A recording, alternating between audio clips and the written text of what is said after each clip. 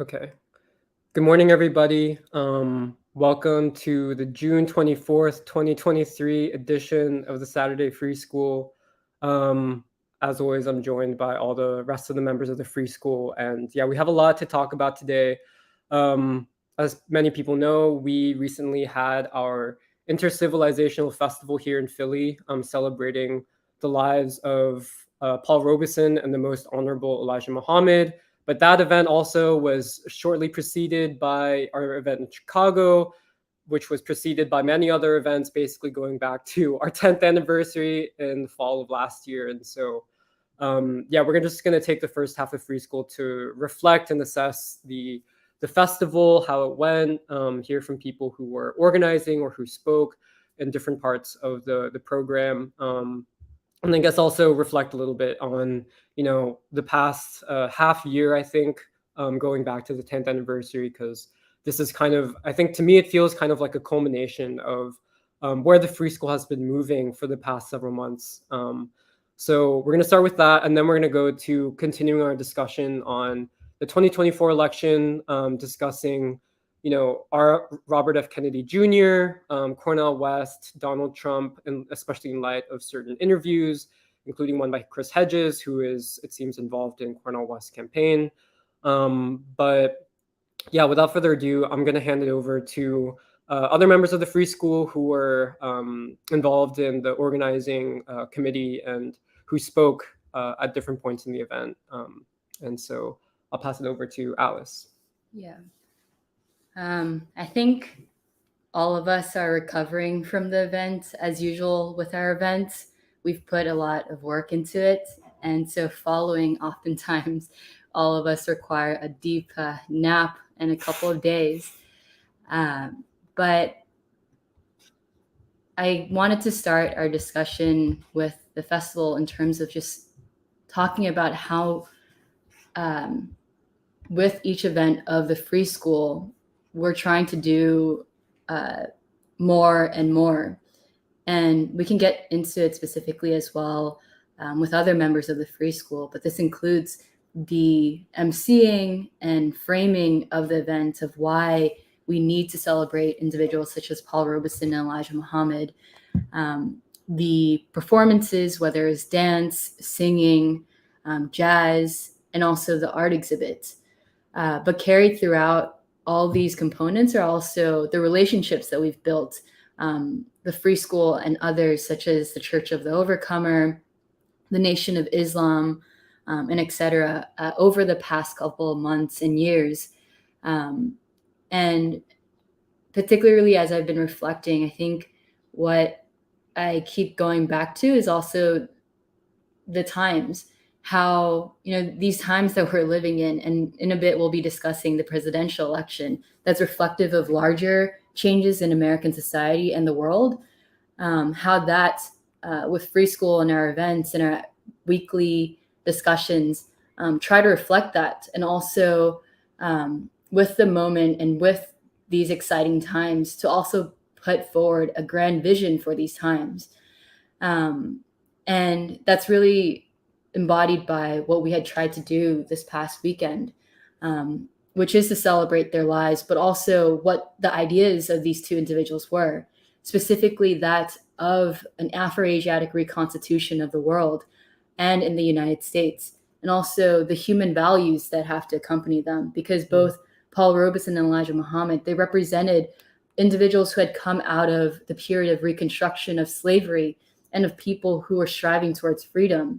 And so inevitably, the question of what does freedom mean, what a people should be, came up in our discussions, our performances, and in our conversations with others.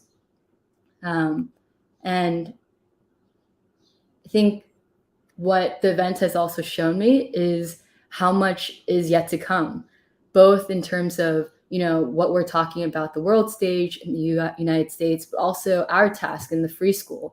All these relationships that we're building, all of these art exhibits, these performances, there's so much more to build, because we are trying to set a vision for the future, a vision and also a path for human action. And that's something that I think we'll also be getting into with as we discuss RFK Jr., because in his most recent speech in New Hampshire, he had mentioned a movement. And I think that's what also in the free school we're trying to do, which is to be going back to this concept of a teacher of teachers. What are the ideas that are needed to motivate people, to have people work towards and build towards?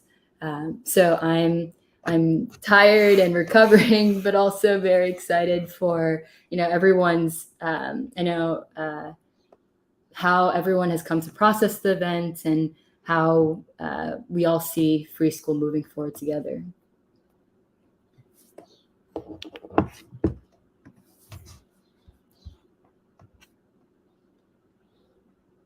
Yeah, the grand vision that you're talking about, Alice, I definitely agree with that. And as a side note, like, I just want to say thanks to everybody who put in all the time that they did. Like, this is just me talking to us at this moment. Just like, we would not have been able to do this festival in this city without everybody's participation and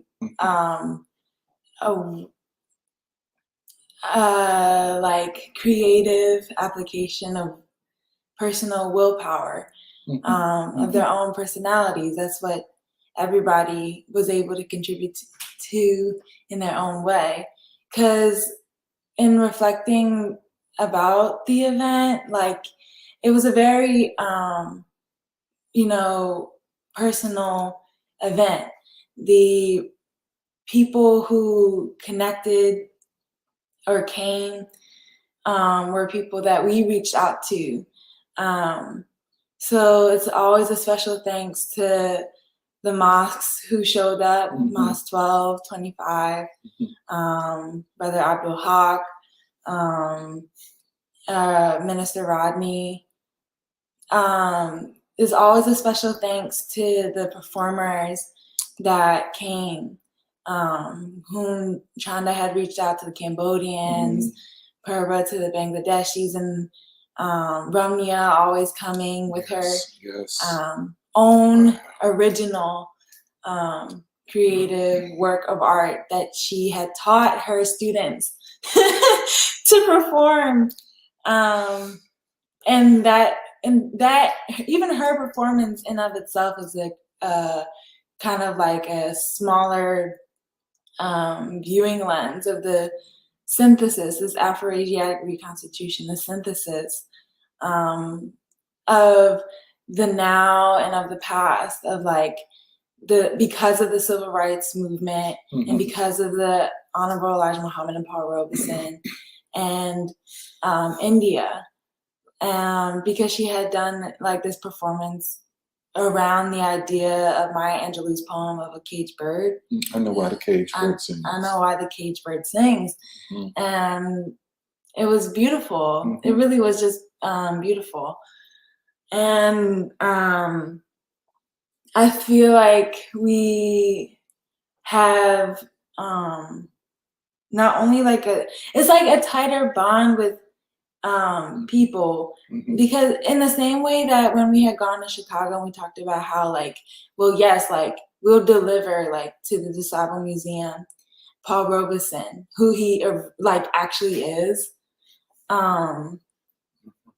in the same way we keep delivering to the people of Philadelphia and everybody who participates. Like, let's create a cultural standard that is based in the reality of people's lives and like real history. Like, who is Paul Robeson? What does he stand for? Who is the Most Honorable Elijah Muhammad, and why was he so important? And like through that, we like so much beauty like really came out, and it will be a lasting. It will be a lasting effect, especially moving forward with what we want to do with the with our future plans of the year, Baldwin and stuff like that, because it's with like the legacy of the city, of like the civil rights movement, that we do anything and are able to find connections that we didn't see before. Like even the first Unitarian church, like it just so happened that Martin Luther King heard Mordecai Johnson speak for the first time. And like everything gained significance because we are able to put or rightly align, I guess, and make sense of like people in their context. Like I don't think like Bobby Zinkel or Alfie Pollard or whatever would be able to play the same if we hadn't said the names of Martin Luther King and knew what they were about. But it was Unconquered Love, The Magnificent Lives of Paul Robeson and the Most Honorable Elijah Muhammad, a festival for the people. Everything was deliberate in what we did. And, you know, with that, it came like with a lot of like, as much as science that we put into it, it allows for a lot of like creative and like, you know, things that we didn't expect. Whether that be like the photo that we now have of the Cambodian and the Korean dancers. Oh, yeah. Or like, there was just a lot of opportunities that we had, like with Eddie speaking to the mosques about this relationship that the Mexican American fits in with the Afro-Asiatic struggle. And there's just, we are making space and struggling for this, we're struggling for ideological clarity, but in that we're making space for human potential to develop for the future. And there's a lot of like ideas that we like have been able to think about. And the three things that came into my mind is this Afro-Asiatic reconstitution and how it aligns with the Fourth American Revolution. The phrasing men of the future, like Paul Robeson, like men of the future, like preparing, and then how that connects with the Most Honorable Elijah Muhammad, preparing a people for the future, and how that in that way, like we in the free school are people who are preparing for the future, like a future that is of a peace economy, like is of a true democracy, and you know, these kind of things. And then yeah, I think those are the only two ideas I was thinking about, because it's true what you said, Jeremiah, like what we did in the festival is a continuation of everything that we did this year and will continue to do. And like everything that we did this year, I thought was really like awesome. And it makes me very excited to keep on moving, because I feel like we have this, we're sitting on the fertile ground, and we have so much more to do, so much more to get better upon, to clarify. And like with what you're saying, Jeremiah, like because we went to Chicago, we had put on like this exhibit we were preparing for this exhibit that we were gonna do in the Festival for Art and the People. And in doing so, we were discussing like the Black proletariat, Afro-Asiatic Constitution, like all these thoughts about how we can frame the exhibit. But then after Chicago and watching the documentary that we had made, we were like, no, let's just center it upon Paul Robeson and the Most Honorable Elijah Muhammad, through which the ideas that we speak of will be born and have also this creative potential to grow into saying that, well, for today arises the point where we prepare a people for this Afro-Asiatic reconstitution or something like that. So there's just a lot of this fast turnaround that we've been able to do, but at the same time, like we're obviously directed in one particular point. Like it all leads to this development that we're sitting on. which is how the world is actually turning towards a new epoch, away from this kind of like old world that is also dying. So I thought that the Festival for Our People was profound, and I can't get over how it happened and like everybody who connected to it. Like, actually, because of the festival, I took like a deep dive into like all the people. Like, I started stalking a lot of people in the Nation of Islam because they keep sharing so much information about how, you know, all these you know, guidelines and things like that, how to live and all whatever like that. And I was talking to Doc about it, and he was like, so are you joining the Nation? And I was like, well, I'm in the free school. But the only reason why I say it like that is because, well, the Free School for Philosophy and Black Liberation is a group that can contribute as much as the Nation can, and is alongside and in sisterhood and brotherhood with the Nation. And to find people who have that, or to make these kinds of relationships, and, you know, these real people striving to do good, like become evolved human beings, and like men and women of God. Being alongside that is really deep to me, because it might feel like this time like, oh, there's nothing in the world to do, so let's just like, you know, build a bomb shelter and go into it. Or like, you know, the world is ending, so fuck it. Like, there's a lot of, even like at work, like there's this one person who is a DJ and trans, you know, person, nice guy, like 30. And then he was like, well, if the end of the world comes right now, like, I'll be good with it because I'll just party into it. And I'm just like, that's wild to me, because there's just so much that this world can still offer. And like, my whole worldview is much different than that. Like, I see an entire world that can be coming, and there's a bunch of children that will be born that actually doesn't deserve a world that should end and be finished, but a world that has every room to grow. And I think that the free school is also making that possible. But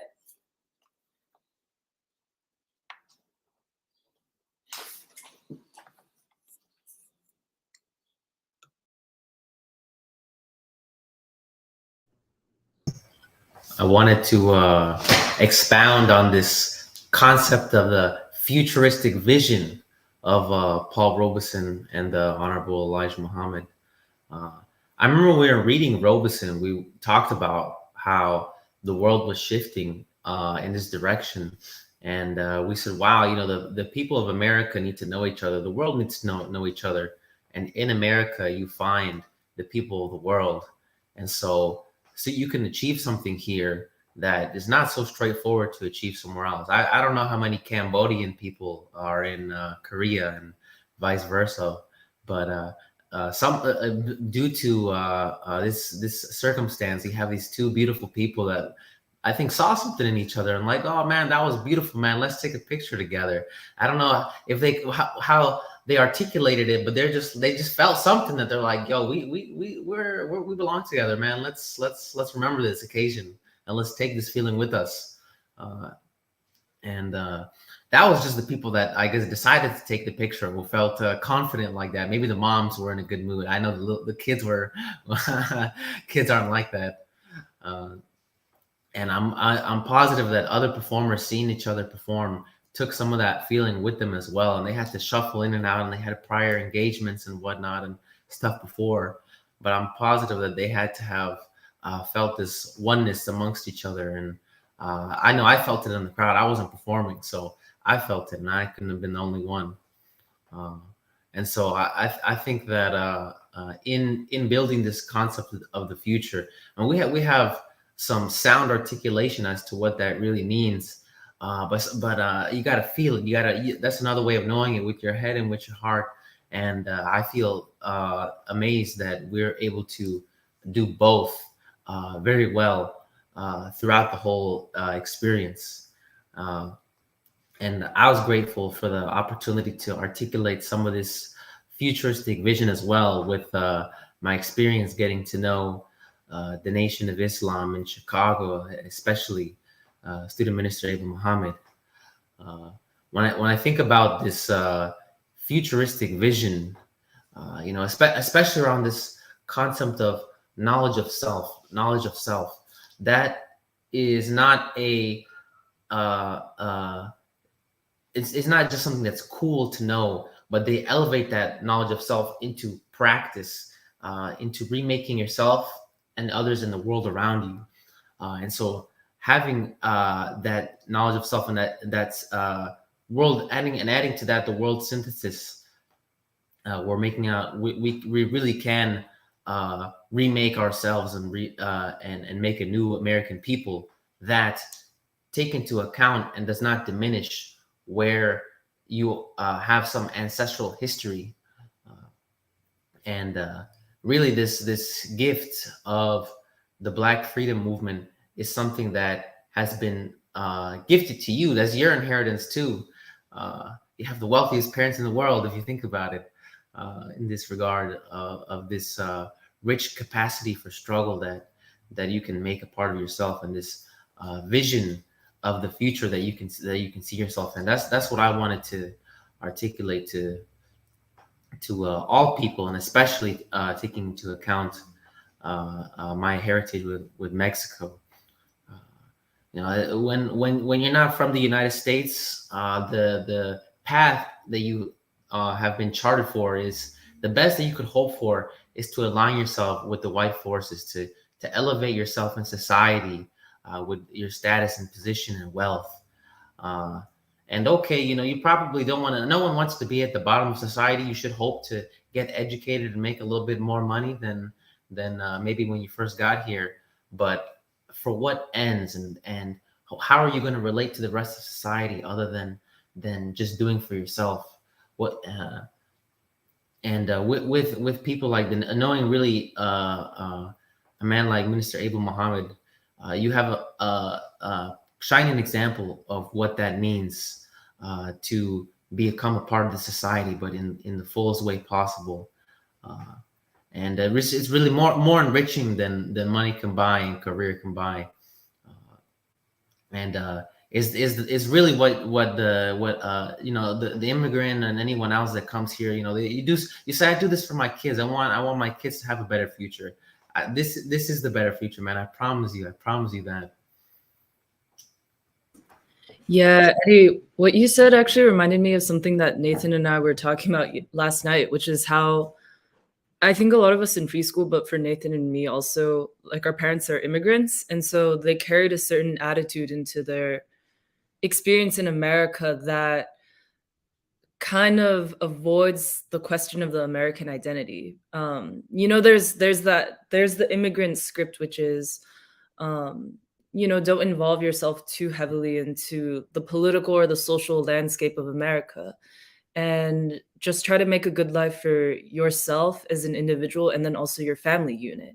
And that'll be a noble cause for your life. And Nathan and I were talking about how we felt we could not follow that same script for whatever reason, and that we were searching for something more in our lives. And in some ways, it's because our parents have already fulfilled that script to such a full extent that, why would I repeat the same thing? But at the same time, we were also talking about how a lot of our peers are satisfied to actually follow that same immigrant script, even if they are second generation immigrants. But I think I bring this up because I think that our event was a very concrete value in showing what an alternative path looks like in the reconciliation of the new American identity, but also the advancement of American civilization or American history. And I also say this because one of my close childhood friends who grew up very similarly to me from California had come for the event. And this was what I think a lot of her impression of the event was because she's not usually in Philadelphia day in and day out the way that we are. But I think what was outstanding to her about the event was that it cracked something in her where she was like, this might not be the way that one would articulate it, but she just knew that she didn't have to follow that script anymore of basically becoming white in a way that abstains you from the moral question of what it means to be an American, and then where the American identity, like what the American identity must still fulfill. I think it broke this idea that she had to be separate from all of that.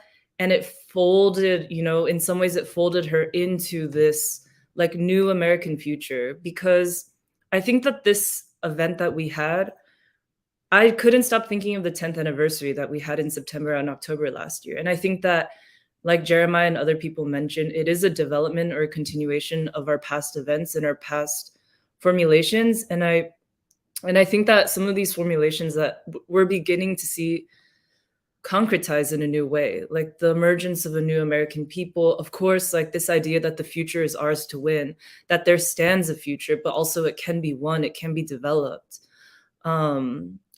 I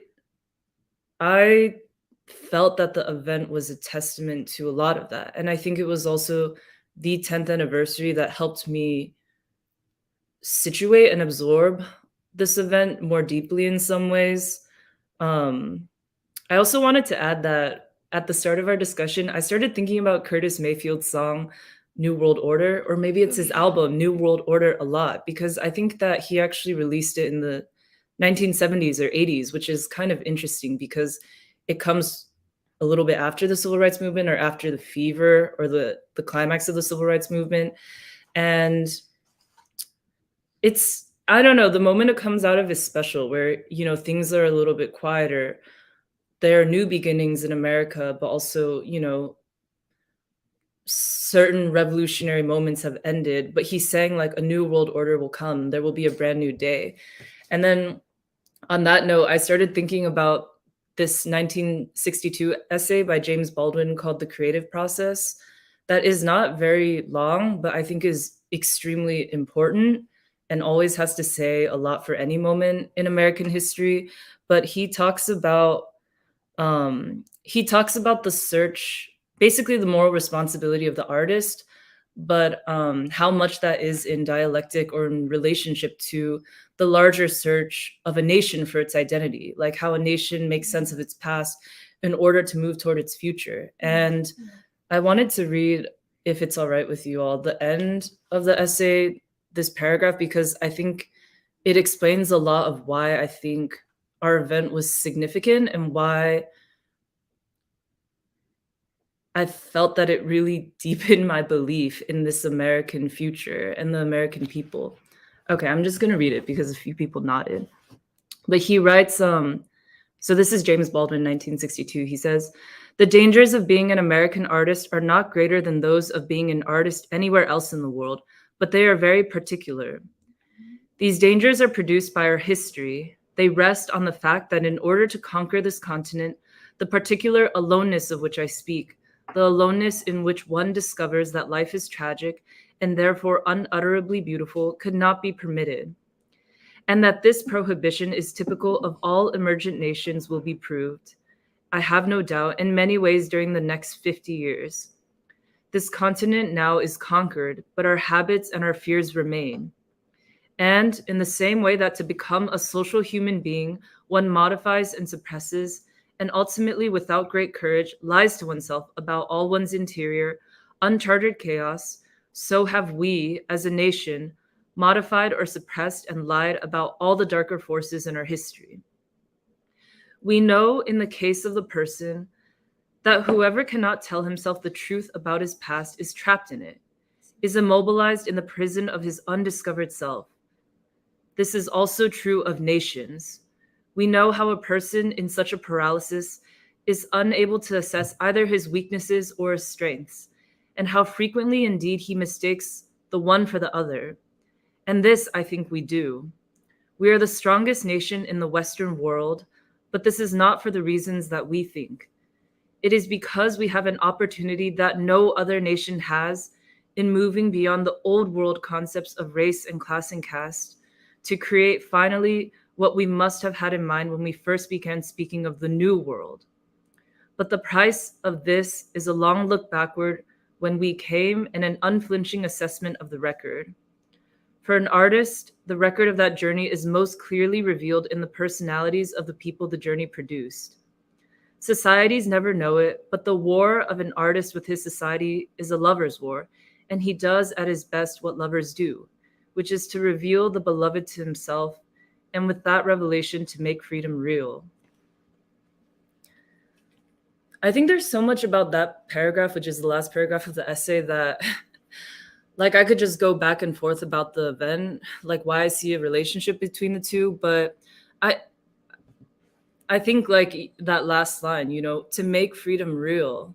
I felt that I was seeing that in a very new way with my eyes with this event for the first time, where as people have talked about, you know, we saw the Korean and Cambodian dancers coming together and encountering a certain ancient commonality between the two of them, but then also a very, very modern commonality, which is that we're all American, we're all in America, and we're all in Philadelphia right now in this church.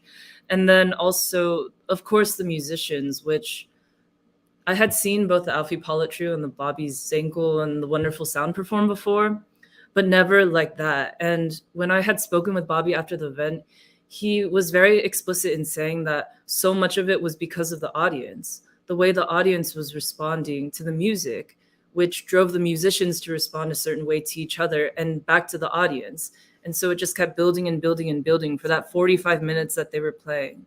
But I think that how Baldwin describes that we are the strongest nation in the Western world, but not for the reasons we think, and that we have a chance to move from the old world into the new world, but that the old world has to be understood, reckoned with, healed, and then synthesized with this moment. I think that for me is almost a perfect framework to understand what we were doing under. So yeah, I'll stop there. Well, sorry, I'm getting over a cold. When Alice said that some of us needed a big nap, what I needed was to recover for a few days because all the fatigue of putting the event together caught up to me. But I hope everyone can hear me okay. But I think it was really nice that you read that, Michelle, because I've been actually thinking about the notion that I feel like we really do believe, and we get this from Paul Robeson, we get this from James Baldwin, we get this even from the most honorable Elijah Muhammad, that like culture is something that one is very important to the struggle for, you know, the right ideas, but also for a future, for a vision, and for the children, for humanity. And I do think that in some ways what we're asking for, and when Serafina, you said sort of a new cultural standard that I feel like our event was able to articulate, but also even assert in this time in the city, is all really important, because I'm realizing from some of the conversations I'm also part of outside of the free school that there's a lot of people out there that don't really believe, or their notion of what can even possibly advance culture is very limited.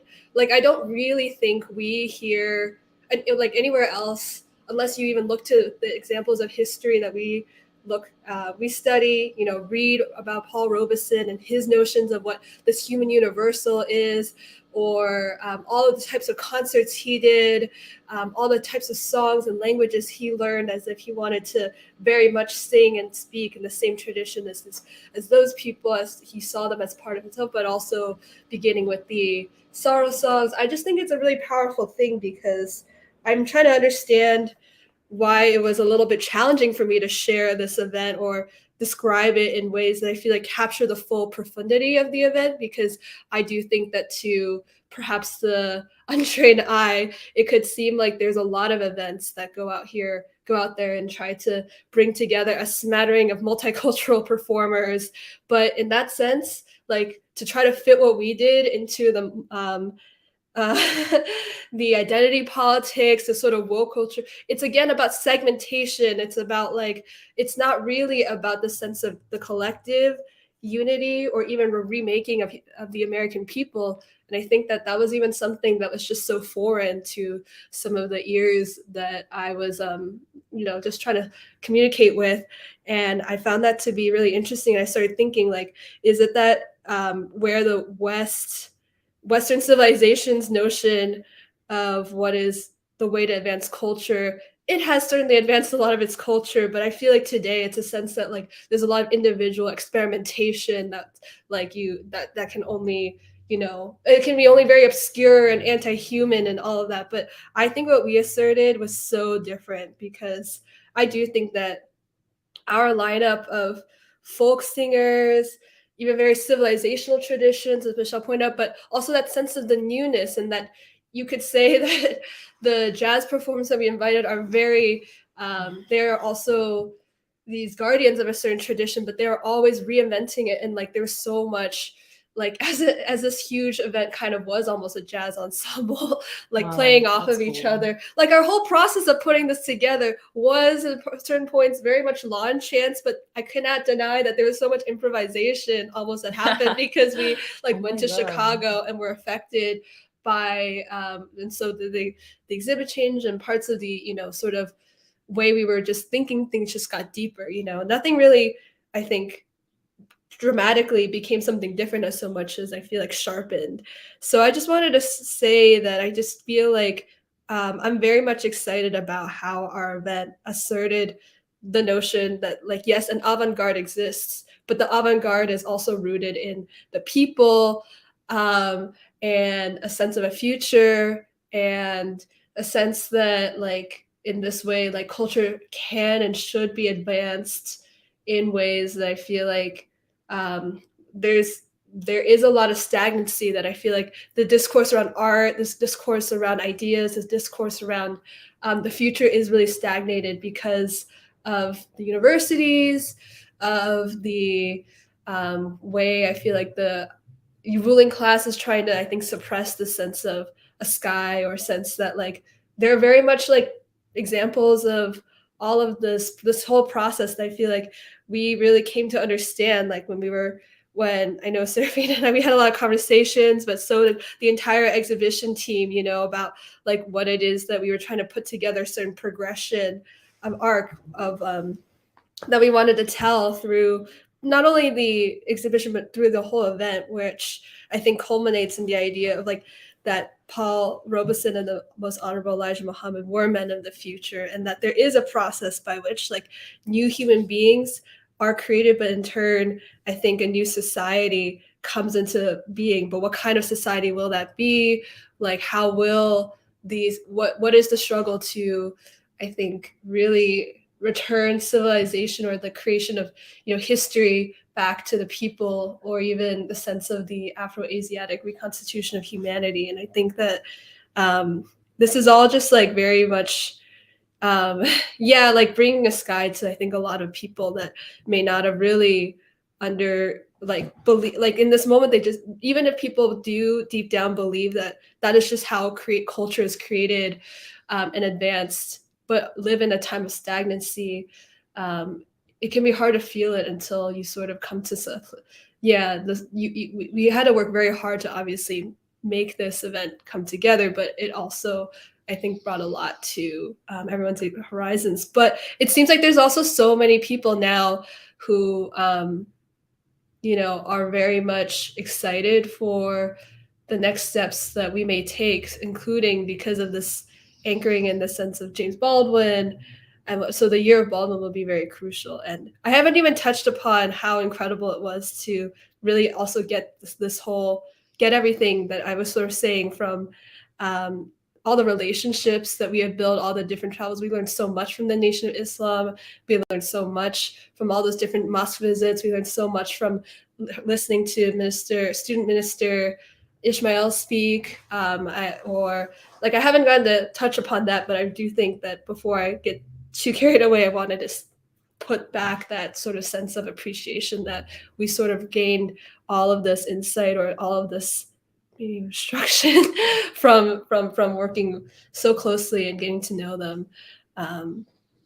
Yeah. Okay. I want to add something, which is what Kathy, you were saying made me think about that King quote that Doc always quotes, like, love is the sword that heals. But then I think also that biblical quote, that perfect love casteth out fear. I felt so I as an individual felt more free after that event, and I felt that I had fewer reasons to fear the future. And I had all these reasons to believe in the future, and I knew that I didn't walk alone. Just as an individual. And I think that that is something exemplary that we were trying to express and show through our event. That just felt very concrete with this event in particular. But the last thing I wanted to add is I also think that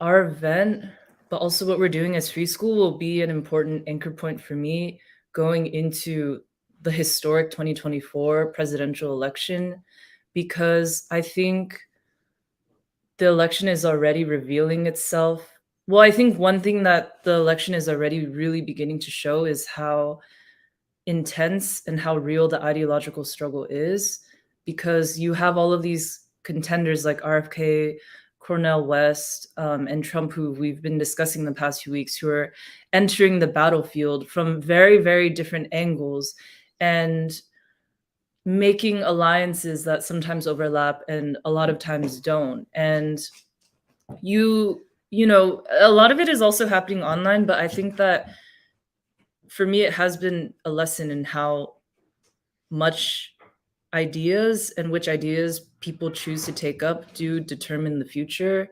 And I think my question for all of the three candidates is, what is your understanding of the American foundation, like American history? What will be your anchorage on which you build an American vision, or like a world vision, a vision and a case for the future? Like, who will convince the people, not just convince, but bring something to the people that they can actually believe in, because it's so deeply what's needed right now. And I think it was what's Free School doing. Like, I think it was what Free School is doing and what we were saying in our event that gives me a very, very strong anchorage in, like, okay, this is the American tradition that I believe in. Like, this is an honest, unflinching assessment of what has happened that I believe in. And that's why I believe that our vision of the American future is sound. Yeah, I don't know if I made that entirely clear, but somehow I just feel that this was also a very important anchor point for then wading into these extremely ideologically contentious waters of like the next year and a half of this election.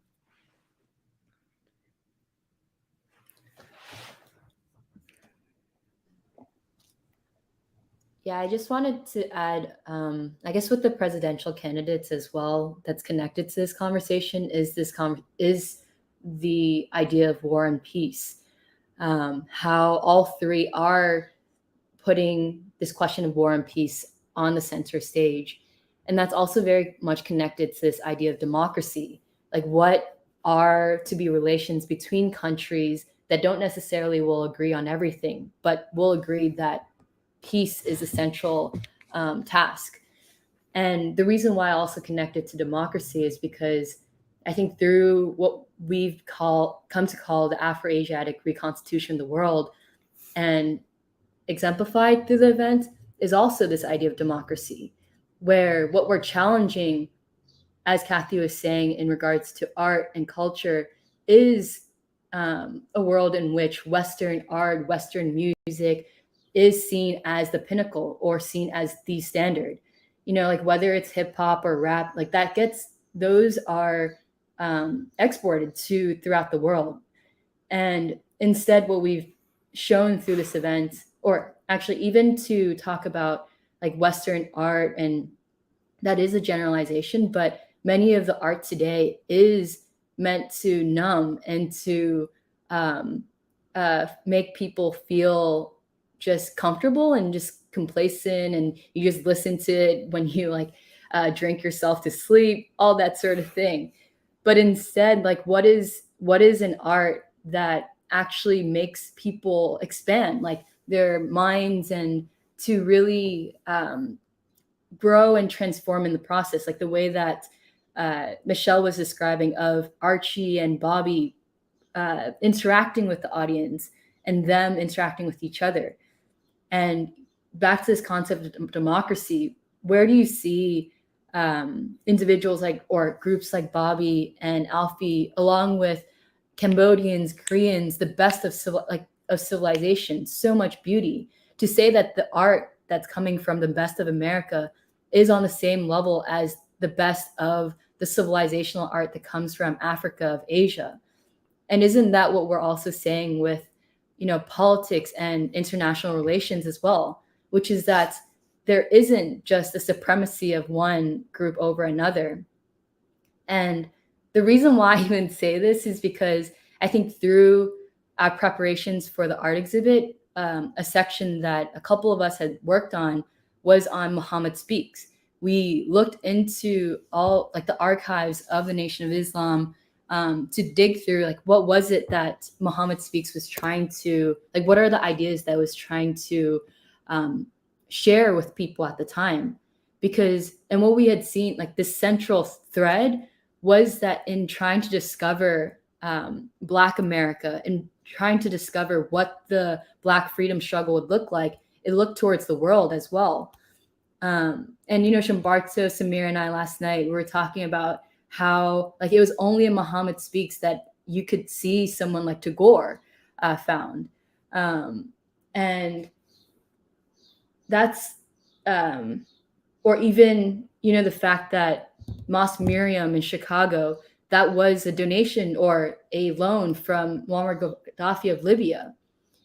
These who spoke of an African union, but also of democracy on a world stage, where large countries, small countries interact with one another, and one is not more superior than the other. And I think that's also why this event is so significant in terms of also thinking about the presidential election, because it connects all these threads of society, which is politics and art and culture, and also of human relations. Because I know something that I'm trying to, I think we're trying to discuss, how we assess the event, but much of it also is yet to come. What will Bobby and Alfie do coming out of this event? It reminds me of Archie Shepp's album as well, of the Long March, of seeing China. And so what are these connections that we're trying to make, where, we are putting forth these ideas, but ultimately people themselves will have to move with them. Bobby, and I think he had reached out as well to say who was that person that spoke?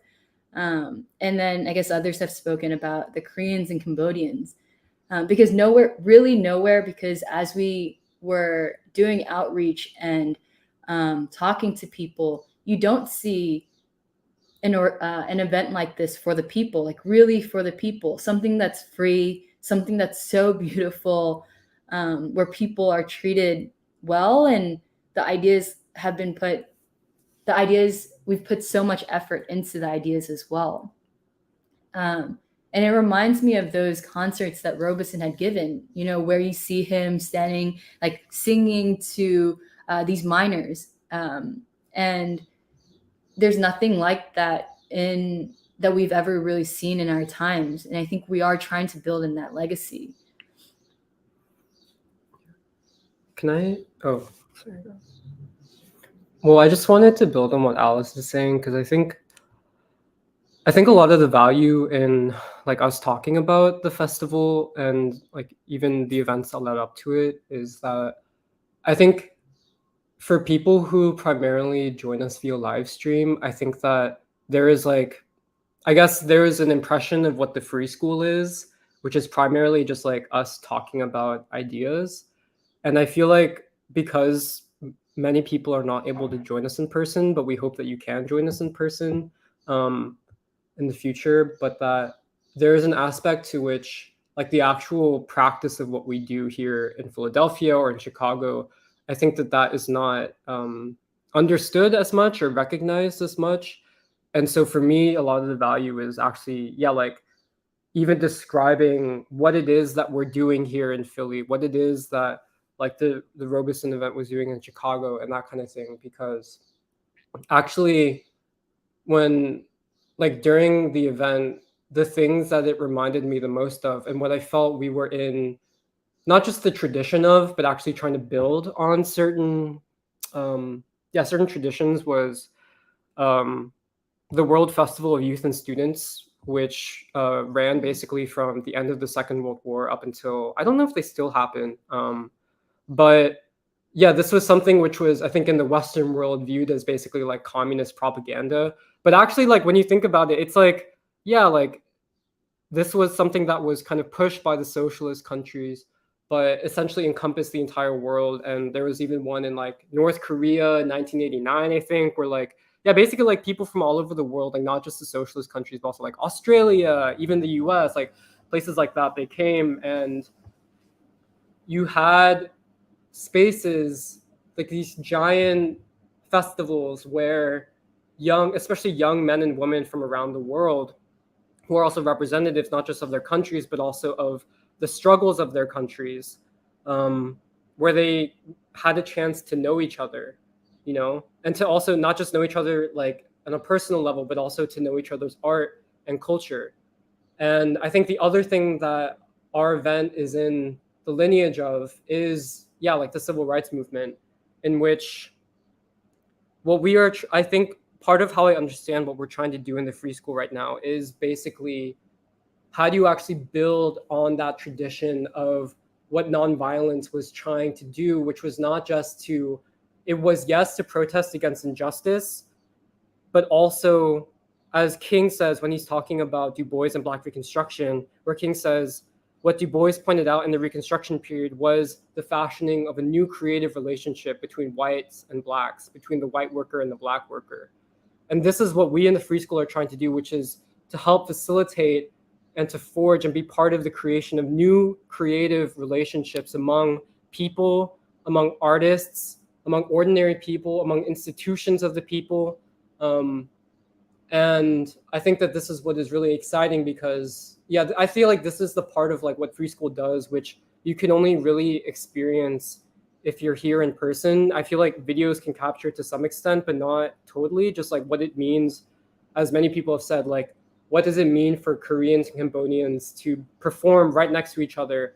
What does it, mean for Osiris Wildfire, who is a street musician and a performer of folk art in the tradition of Richie Havens, who I actually hadn't heard of before this. But yeah, like the fact that we put into his sky like Robeson, and he's like, okay, I'm gonna run with that. I'm gonna play Old Man River, and as many people have mentioned, like the jazz groups that performed. And I think, yeah, this is like, I guess, the last point that I wanted to make. But I think this event really, showed to me in a very concrete way, what can be the function of art, in the sense that when we create these kind of spaces which don't really exist anywhere else, because like, let's say if you're like trying to find like intercultural or like multicultural performances, like you're going to go to some event which is sponsored by like Comcast or something, and is put on by these nonprofits. And, like that is like one vision of like multiculturalism. But what we're trying to do is intercivilizational. And what we're trying to do is also to show like it is in art and in the artist that you can have the most direct, and it's almost like the most like fast moving and a dynamic manifestation of the kind of changes that we envision and that we see the potential for. It's like in art that you have like the artist who is able to, like actively synthesize, like, okay, like you guys are talking about this, or like I'm seeing this in like, the performers from India with Ramya, and like, okay, I'm going to run with that and do something creative with that. But this is the kind of, like it's the creative relationship. It's a dynamic synthesis that I think we are trying to help bring into being, because ultimately, like, I've been thinking about this concept of like why we called it an intercivilizational festival. And I know that I think this is like a free school original, like this concept of intercivilizational unity.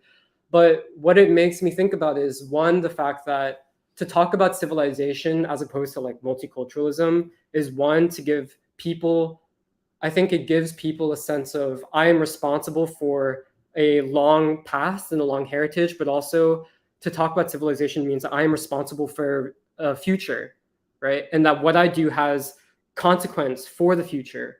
And the other way that I think about it is the way that Du Bois talks about civilization, where we are moving to a new age of humanity in which civilization more than ever becomes that which is determined by the mass of humanity, by the mass of ordinary human beings. And this is essentially, this is the struggle for democracy, for a new type of democracy, but also basically for a new stage of human history. And like what we are trying to do in Philadelphia is respond to how we feel the world is changing and how the American people themselves are changing, and to be part of that, dynamic and creative synthesis of something new. And I hope that for people who like listen to us on live stream and stuff, that is, I guess, kind of conveyed in some way. I think, fine, sorry, this is the last thing, but this was the first time that I saw the documentary that was shown at the Chicago event. And I'm really grateful and appreciative that the Church of the Overcomer was willing to host and to be very gracious and to also provide food for us for dinner and everything. And also that, like when you watch these documentaries that the Free School has started making, because apparently we make documentaries now, it's like, it's not just about like the viewing experience, but also, like you see the people, like after you watch something like that, like when you see Robeson in the flesh as the human being that he was, like the complete human being that he was, you see the people around you differently. There's like a new weight or like a new color to the way that like all of us at the Church of the Overcomer, like we're talking to each other and relating to each other.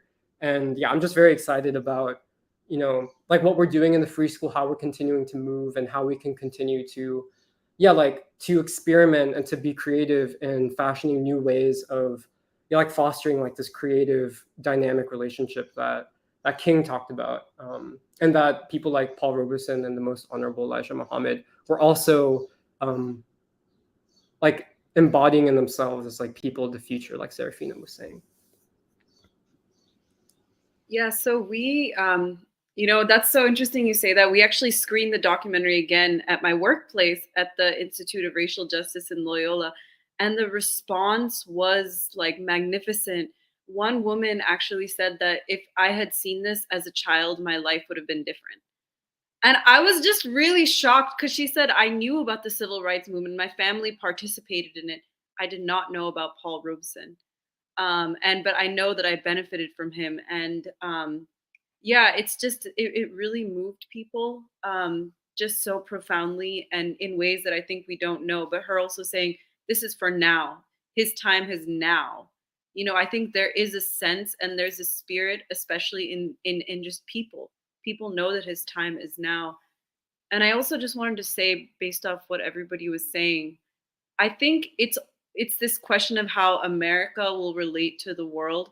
But I also think it is a very existential question of, East meets West, like that Rudyard Kipling poem, East meets West, never the twain shall meet. But it's really in an event like this, you really see how there's such a natural meeting place and knowing and loving each other. And I also think just in like we're so much of the world where East meets West on the terms of domination and, so-called globalization and basically Western values imposed on people. This really is such a profound alternative. And not only an alternative, this is the way things are meant to be. This is the way that this art is created and flourishes in the first place. And just with Bharatanatyam specifically, I actually grew up learning this art form, and which was the Indian dance, the dance from India. And I feel like performing it in the United States, it was always either in the Indian community or it was this exotic thing, in like a Comcast. I even remember once as a kid, I performed at a Raytheon thing, which now I'm just like, what the hell? I mean, I was really young. I was probably 10 years old, but I had no idea. I was just, someone said, oh, do you want to perform Raytheon? Raytheon is now I know it's a defense company. It's part of the military industrial complex. And just, it was so unnatural. I remember it was in some sterilized white cafeteria and it was just bizarre. Like it's just, there's no connection.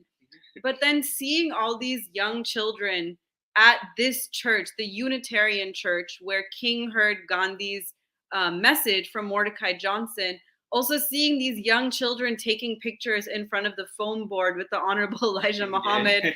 It was just like, this is, I mean, I'm so glad that I'm part of something that can give this to this children, this real, true sense of self.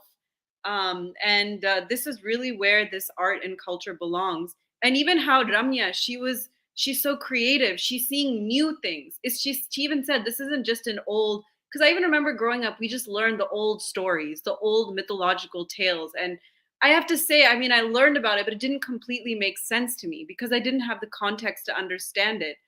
But in this renewal, I feel the art form really lives. And even the way that Bobby's ankle was saying he would like to collaborate with Ramya, and also the way Alfie played Yusuf Lateef, who's one of my favorites. Yeah, it was just so profound and moving. And I think we're part of something really, really where, I mean, the resonance of what we're doing is now more than ever, I would say. You want to say something, John? Go ahead. Yeah, I mean, just like what you're saying, Big, like Unconquered Love, like we came out the gates with that, like, and that's the center which holds people together. Like that's what inspires. Like I'm thinking a lot of things right now, but the thing is, I'm gonna keep it to at least 3 that I want to say from what Kathy had mentioned, which is that human universal. Mhm. Like in the Cambodian dance that Purpa whispered to me, she was like, I see, like, I recognize the movements that the Cambodians were doing in Indian dance or something similar. Like, Mhm. and there's something really deep to me about that because of how easy that connection is, how natural Mhm. and simple in a lot of Mhm. ways Mhm. that is. And like the same thing goes with the title, Unconquered Love. It's very simple, to the point, direct, and true. And that's the center where we stand. Like we stand upon what truly is. Like this human universal links people in a natural way. And what Kathy is saying is the fact that we are unnaturally in a time where people are disconnected from each other and are told that they are not alike. But actually, what actually creates the creative willpower and potential for people is to know that God is inside them, to know that, to know Paul Robeson, like you're saying, like that willpower of the people is in and is still real within everybody. But now in this moment, it's suppressed because of the lies that we've been told and because of, you know, how confusing things are made to be over history, over King, over Du Bois. We aren't taught what we should have been taught. And that's also part of why the free school is at the center for the ideological struggle, because we stay on the truth. Like we stay reading Black Reconstruction. We read what we're not taught to read. We are supposed to be reading these people and know these people that they in us like releases us, unleashes the potential that we can actually become. And like, that's just with everybody, and everybody was vibing off of that. And like almost immediately when I was sitting down, like from the event, like I started going into like this deep dive with everyone in the nation and like looking at people. I don't know what, but it started with Abdul Haq because I was looking at like the Newark Mosque and why it was like strong as ever.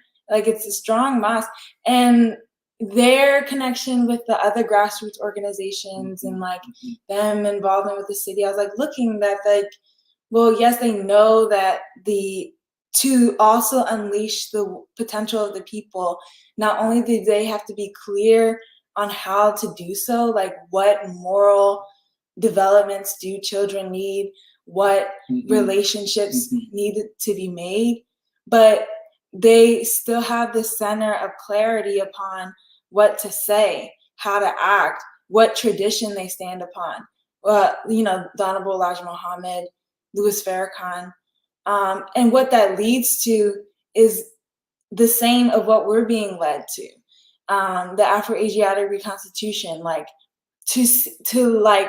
and I just think that what you're saying is true, Meghna, unleashing the potential of the people. You need the truth as the sword that heals to do that. And I found this presentation, also concert that Mother Tynetta did on Taha, which was, to read specifically what that is, was a symphonic suite that happened in 2009. And it was choreographed with ballet dancers and international guests around the world, from Shanghai to and had performers and singers with India and so on like that. But Taha is this new musical composition work based on the 20th surah, or chapter of the Holy Quran. And Ta and Ha represents two mysterious letters, mysterious as they say, letters of the Arabic alphabet, which also serves as numbers and words of a prophetic code, interpreted as meaning, "O man, listen to thy Lord, listen to the still small voice of God within." And this article says that the narrative of the story centers on the spiritual commission of Prophet Moses being called by God in the sacred valley Tuwa, where he received the divine commandment to deliver his people from Pharaoh. He pleads for a divine helper from his family, his brother Aaron, to help bear this tremendous task. Almighty God grants him his request to send them both as two messengers with authority to Pharaoh, pleading for the delivery of his enslaved people, while at the same time warning Pharaoh of the divine plagues and calamities visiting the land due to his mistreatment of God's people. But the ways in which that she did this symphonic suite, she had a fully orchestrated musical work into a multi-dimensional cultural event, a world concert for peace, an international folk arts festival. And as the article mentions, that the most prestigious persons in the fields of music and performing arts have become acquainted with Mother Tynetta's spiritual vision. This includes artist Yo-Yo Ma, renowned world cellist and noted artistic director of the Silk Road Project, the eminent composer and musician, and Jant Sorov from Mongolia, a long song singer, Sarant Tua, noted as the long song singer of the century in Mongolia, the opera singer, Elizaveta Yabatova from the Altai Republic in Siberia, artistic director and Universal Ballet Company of Korea, Mrs. Julia Moon, daughter-in-law of Reverend and Mrs. Sun Yoon Moon, and the family of Usted Ali Akbar Khan with his two sons, Aish and Pranesh Khan from India, and other influential persons that can be acknowledged as supporters from America, the continent of Africa, Mexico, Central America, and the Caribbean, the South Pacific Islands, from Hawaii to New Zealand and Australia. And another thing that this article mentions is that Mother Tynetta is a self-taught artist without formal training in music theory or instrumentation. And she credits her musical expression to be a gift from Allah and an answer to a prayer. And she was aided and supported throughout the years by the late Alice Coltrane, wife of the legendary jazz artist and genius John Coltrane. And she also had a friendship cultivated through this practice that she was doing with Syrietta Wright, who was a former wife of Stevie Wonder. Yeah. And I only mention this just to say that we are definitely not alone with in doing this civilizational festival for the people. And we're actually also in a tradition, like you're saying, Jeremiah, alongside those children with this large, because this festival she did was in 2009. And so like this vision of this world universal, like as one humanity, as one Asia, Africa, the Southern Americas, Russia, like this vision that Paul Robeson and the Honorable Elijah Muhammad saw as the like world that was to become already, like we're definitely not alone in seeing that, and it's definitely the truth of even like King's single garment of destiny, all wrapped up in a single garment of destiny. Like there's these threads that lead to that. So I just was excited, and I wanted to share that festival. Yeah, I've been wanting to talk about God all morning, because I think it's very interesting that the closer we get to these ideas of unity with the world, the more we find ourselves gravitating towards God, you know, the Church of the Overcomer, the Nation of Islam, because I think that for one, what this event did is clarify how to, for one, I guess, clarify what the Nation of Islam is, but to also clarify like how to believe in God in the 21st century, in this vision for a unified people, for a world of peace. I had felt that the music and the art and all of that was kind of like a retraining for everybody who went there to see themselves as a part of a greater whole. So I just find it very beautiful, I guess, that we keep going towards that, and that you know, that to me is just like a renewal of spirituality, because I had remembered Megna had actually always said that I think that you know, Christianity has its place in like the remaking of the American people. A couple of years ago, she would always say that. I don't know what you're talking about, but I kind of see it more and more now that you know, I guess that type of vision, and also like, upon seeing all these beautiful ancient cultures, ancient civilizations, like how could you want to go to war against that? And how could you want to destroy all of that? You know, yeah, it's just very, very beautiful. So I also want to say thanks to everybody who came out, who put all this together. That must have been crazy.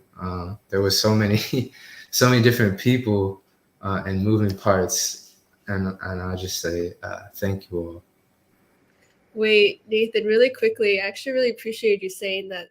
I almost started crying in the first 10 seconds of the Cambodian dancers, because even though I've seen that dance before, it like kind of hit me really hard that, and I was just telling Michelle this, that like, I can't believe the West wanted to bomb that civilization to the Stone Age. And I remember we had made that point really clearly in the Korea event, but I think with the Cambodian, there's just something so, you know, obviously it's a civilizational basis in peace. And then thinking about, just the bombings that went on in Southeast Asia, it really got me emotional. I was like, I'm going to have to get it together. We have so many more performances. I can't fold in now. But yeah, no, what you were saying.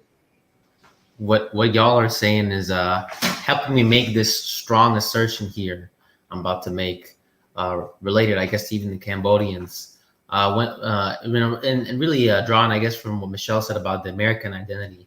Wherever your people come from, you come to America, your culture, your values, they're very completely much at odds with American.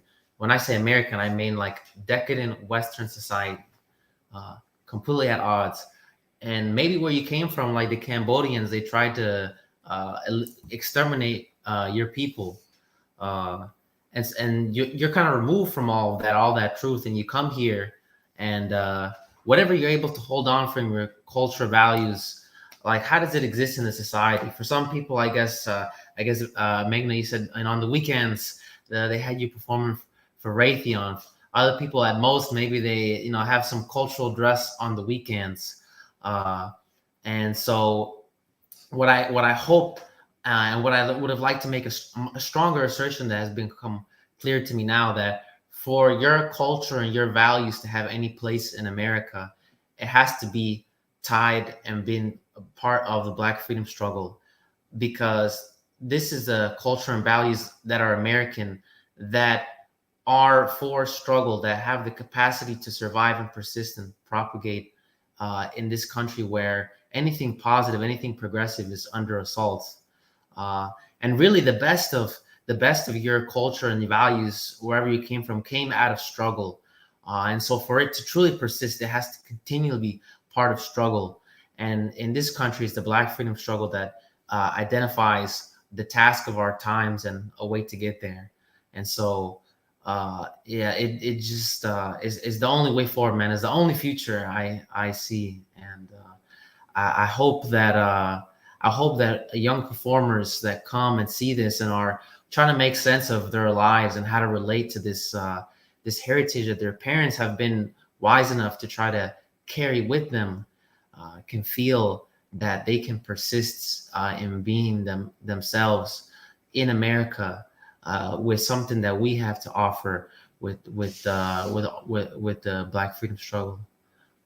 So yeah, glad to be a part of, man. Really, truly blessed.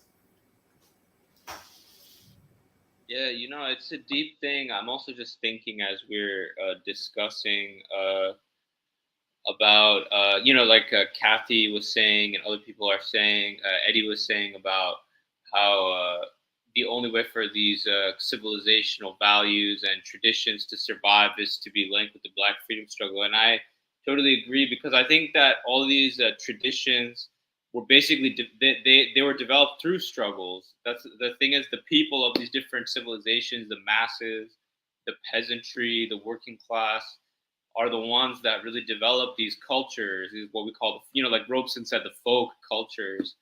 And the contradiction of many of the immigrants is that they come from usually a middle class or something in their countries that is already kind of disconnected from the masses, and then they come here, and then so they're stuck in this contradiction of how can I keep these traditions, which go back to the masses of your society, which you kind of have moved away from, and then but keep it in this society with the onslaught. And there's all kinds of people want to advance, like Eddie was saying, with white society, but they don't want the culture often of white society and the values and so on, and so they're stuck, kind of paralyzed. And then I think what Meghna described is quite common, these kind of multicultural things.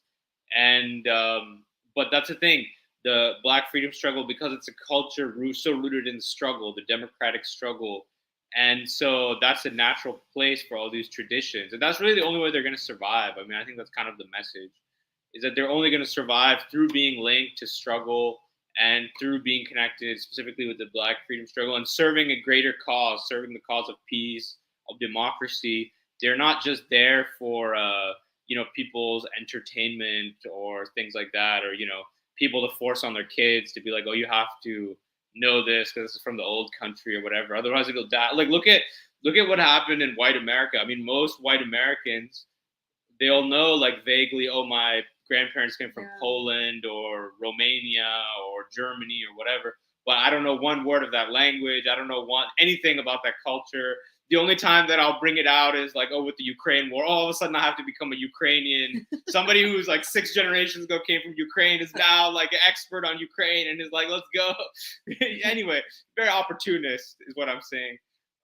So anyway, but we have a different template with the Black tradition. And I was struck by what Michelle was saying also with a Baldwin essay about the real thing is what kind of people will America produce. That's essentially the barometer of if the American experiment, if freedom has really come to America. And you have to be blown away by seeing the people at our event. I mean, even for me, like Seraphine, I'm very interested in this Taha concert, because even seeing the Nation of Islam, for me, the people that have come out of it, that are, it some blows me away, synthesizing Islam and the Holy Quran with the Black struggle and with intercivilizational unity. And it's an amazing thing that's still in the process of developing. And so I think for people just to see it, for all these people, Asians to see it, white people to see it, Black people to see each other, everybody to see each other, which the event had all these groups present, Unitarians, Hindus, Nation of Islam. I mean, you name, everybody was there.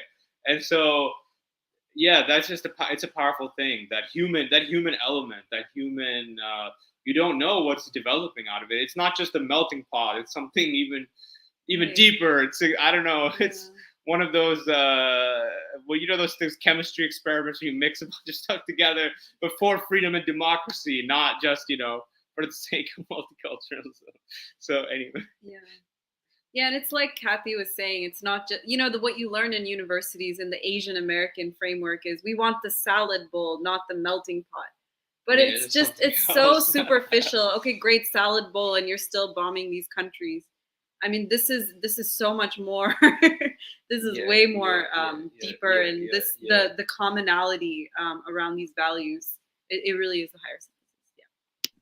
Oh, I just wanted to add, I appreciate, Jahan, that you brought up the Baldwin essay again, because I was also thinking a lot about that one line he has where he says, the record is the people that the journey have produced, like the people that the journey has produced.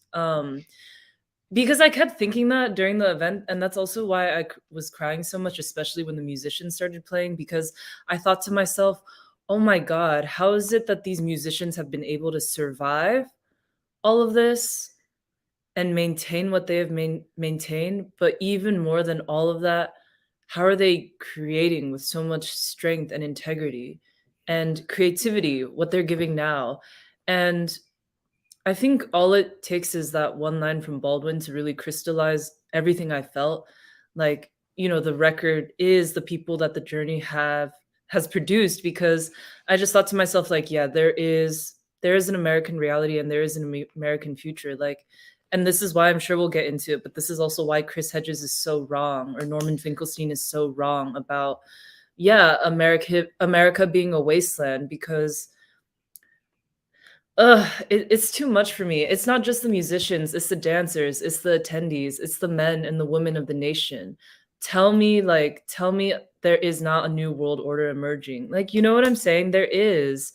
And that's why I really agree with Baldwin when he says that America has an opportunity like no other nation to move beyond these old world concepts of race, caste, and class into the new world concepts. Like, he said that 60 years ago now, and it's so ripe for this moment.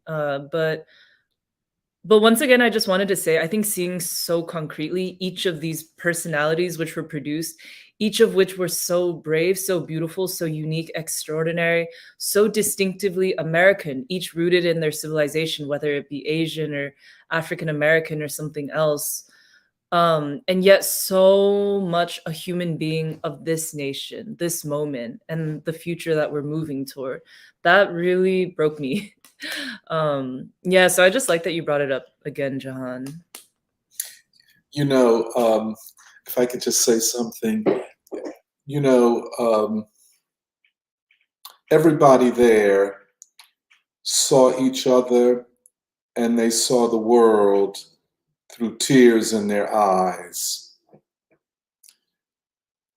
And they were tears of joy,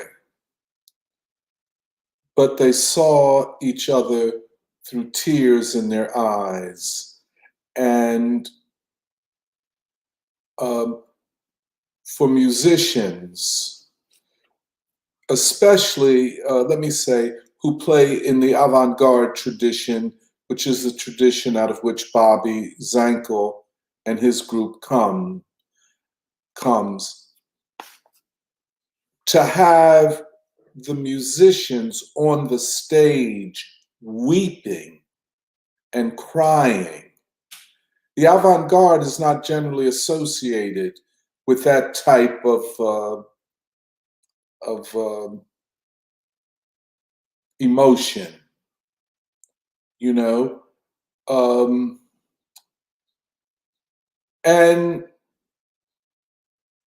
I was just going to recommend that it would be, you know, if we could do something for the musicians where we would show the documentary, because they were part of all of this, but like most of us, they don't know that much about Paul Robeson, and even less perhaps about the Honorable Elijah Muhammad. So I think it would be good if we could get, you know, something, a potluck, and have all of the dancers and musicians attend. But this was truly a heartfelt moment.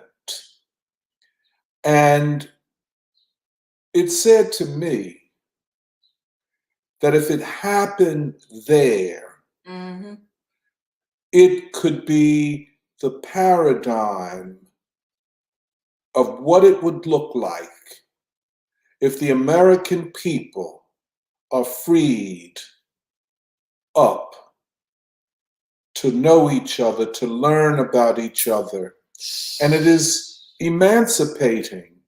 And that's what I learned from many people, including Michelle's childhood friend, who I think what I got from it is that she experienced a type of healing of the soul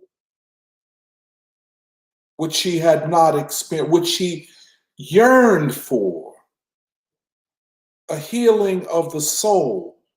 And I'm learning so much about Chinese immigrants and how everything is to be swept under the rug. You know, like, don't worry about that. You'll be okay. Just be successful. But the soul is wounded, and the wound of the children is inherited from the parents. And so to be healed in this way is so very important. And I know, you know, like Nathan said, you know, it makes him want to talk about God, to talk about a reality that is higher than this, a reality that is all encompassing. And I know when Ramya, the great Ramya, oh my God, great. By the way, you know, the event put art where it should be in the affairs of society and the struggle to uplift humanity. Art, not as entertainment. And that's what was so interesting. It was not like we were entertaining people as in a multicultural event, you know, where artists perform and leave, and then, you know, the next act comes on. This was art as the vanguard of humanity. People were not entertained, they were elevated. And that's what I think, what I get from what Nathan is saying, that it made people think about God. And I think that's what art does. Yeah. It compels you to think about, well, you could call it otherworldliness, and all of that. I don't want to get into that right now. And I'll end on this. When Bobby Zankel called me the next day, we talked for a long time. Really? Yes. And he said he wants to collaborate with Ramya, especially her interpretation of the Maya Angelou poem, I Know Why the Cage Bird Sings. And that has so much metaphorical and allegorical meaning, just the title of that poem. But to have that interpreted through classical Indian dance, which then, in the practice of the dance and of the poem, is a way of achieving Afro-Asiatic unity within the framework of the American people's struggle for democracy. It's just, and of course, you know, when Michelle read John Coltrane's poem, Oh my gosh, yeah. in the on the album A Love Supreme, and as she read, Alfie started playing A Love Supreme. You know, all of this intertwining of civilizations, and that's why it had to be called an intercivilizational festival, not an intercultural festival. We are not doing liberal bourgeois entertainment. We are bringing the politics of civilization and struggle to the forefront.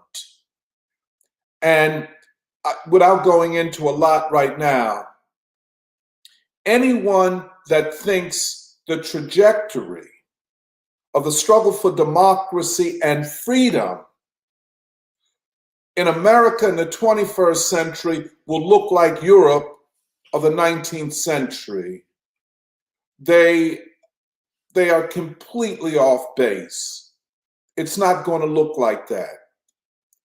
The future will look more like what was produced in the Third American Revolution.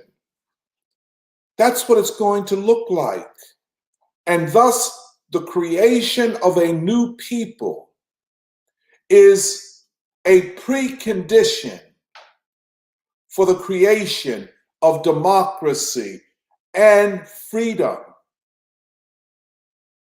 Only a new people can achieve this. And it won't be the opposite way. It won't be, quote, the revolution, and then we'll kick the can of creating new people down the road. No, only a new people. That doesn't mean that they will be complete, but a new people in becoming can conquer the task of changing this empire, this imperial behemoth, into an agent of peace and social progress. And only when the American people see themselves in all of the peoples of the world can this nation be free. Only then. So I just said, for those who think that the trajectory or the course of struggle will be an economic struggle or a struggle within the framework of bourgeois electoral politics, they're going to be sorely disappointed. And I think what we saw with all of the feedback, with all of the interaction, with all of the tears, with all of the passion, with all of the emotion, is this is the way the American people want to achieve their nation and their futures. And just to add, because while Michelle was, or after she had read the poem, that was also a poem that she read before. At Paul Robeson House. At the Paul Robeson House, when we also celebrated his life and did a presentation at there. she started talking to introduce Alfie Pollitt. And actually she introduced both Bobby and Alfie in formal ways, in a formal way, recognizing who they are and why they are even important. And what you're saying also had me think that, well, yes, everybody was ultimately present with what we were doing. And that presence of mind is a difficulty, or people arrive to it with difficulty sometimes, because it's hard to open your heart to people that you don't know. And when Michelle was introducing Bobby and started talking about King, everybody seemed like they arrived, like, we're here. This is where I'm supposed to be. And I was sitting, I think I was sitting next to Alice and Emily, but I was looking, I'm like, Michelle looks a lot like Sumi right now. And I was having like a weird moment, because you were standing like in front of Sumi, and like, so everybody was listening to you. And mind you, like, yes, it's true, like the energies were very high. Like, there's like a very high kind of like vibration that is all connecting. Like, it's not like an antagonistic energy. It's not something that weighs a person down or traps a person and keeps them small. But like, there's just like, and when you started saying King, Ruth Naomi Floyd looked at you. She said, "Go ahead, girl, start preaching." I was like, see, because I was looking at Ruth Naomi. The violinist? No, the singer. Oh, yes. The singer, the vocalist, she with the fro, and I'm like, wait a minute, because I'm looking a lot like her right now, because I had my hair out, she had her hair out, and I was only thinking about our similarities in that moment when you started talking about King. Like, when you said that, and she looked at you, and she recognized you, Michelle, as an agent present with this moment and able to face it. Like, there was something very that, like, it kind of synergized at that moment. And she had like a verbal and emotional reaction to it. And I saw that emotional reaction that she had, and I'm like, oh, she's a real person. Like, she's really down, like, with us. And not even like with us, but she's not a stranger to me. Like, I kind of, because when it was funny, because when she came up to the stage, I saw her, and I think I said something to Jeremiah, like, oh, you know, people can act a certain type of way because they don't know you or something. I said something to you along those lines. And I think I was helping her put up her bandstand or whatever, and I was like, I don't know who she is. You know how I distrust people, look at people skeptical. I don't mean to look at people skeptical, I just don't know you like that. So, but anyway, but then she looked at you, I was like, oh, okay, so we're on the same page now. Like, we're on the same page. And so the tears definitely were real. Like, what happened was definitely real. And another moment of clarity that I had during the event was when I was asked to introduce Kiana Hunt from the Church of the Overcomer to give a prayer for the mothers and children. Mind you, my words were all over the place. So I know I could have had better words in this moment. Because like, it was kind of a special moment to me, because the jazz musicians were just arriving. And they were just putting their stuff down. Like, I saw like Lee Smith, the bassist, like all the way in the corner, but it seemed like everybody was in the building at this moment. Like, I was like, oh shit, like, sorry, I didn't write anything, I didn't prepare for this. But Ramya had incidentally or accidentally performed prior to her children that she was instructing, before the children performed, because the children were late, because they had accidentally went to the wrong location and had to hustled back to the First Unitarian Church at 21st and Chestnut. And so Ramya had to give her performance, which was awesome. And then the children finally came in, and then they all lined up or whatever. And then the last student finally arrived, who was the one who was late, and everybody clapped like, yes, she made it. And then they did their performance, and then I had to introduce Kiana Hunt.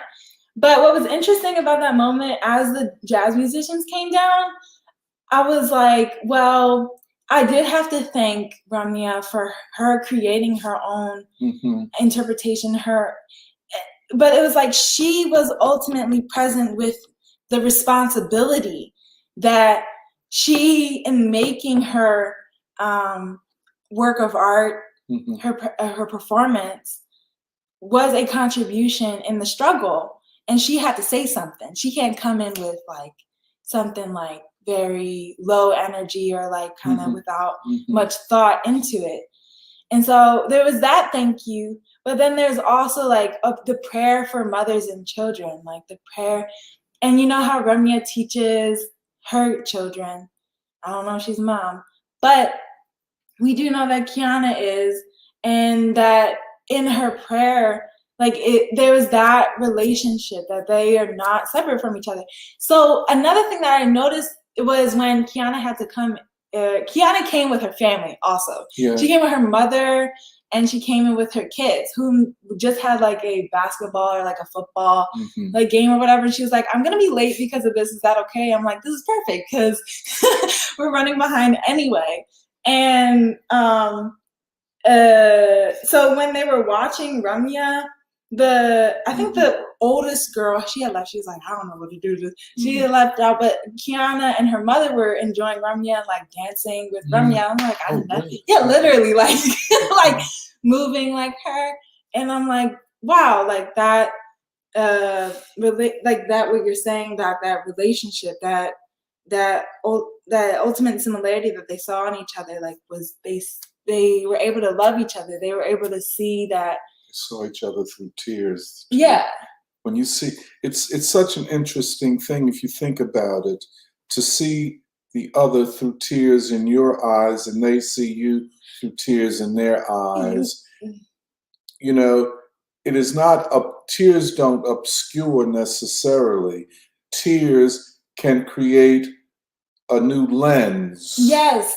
And what's so exciting about that is that it directly makes me reflect about who I am and like what I am, because me being in this not only on that day, but like free school, there's like something in the pit of my stomach that's like, well, I know there's a person in here that should be but isn't.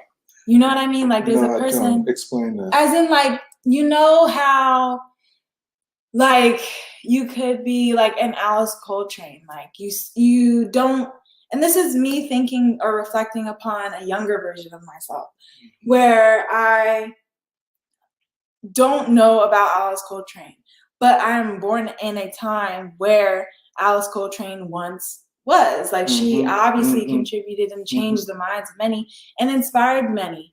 And like that creates not only me, but a bunch of young women like me who are like impassioned by either chakras or like natural stuff or like whatever, to learn about themselves or ourselves. But the thing is that you need Alice Coltrane to know yourself. You need Paul Robeson to know yourself. Like there's something missing if we don't. So there's there's like a pit in my stomach that's supposed to come out, but it's not fully emerged. It's submerged. And so when I'm reflecting about these new lens that you're talking about, and how that ultimately changes people because it actually teaches oneself about themselves, like teaches people about themselves, who they really can be in like.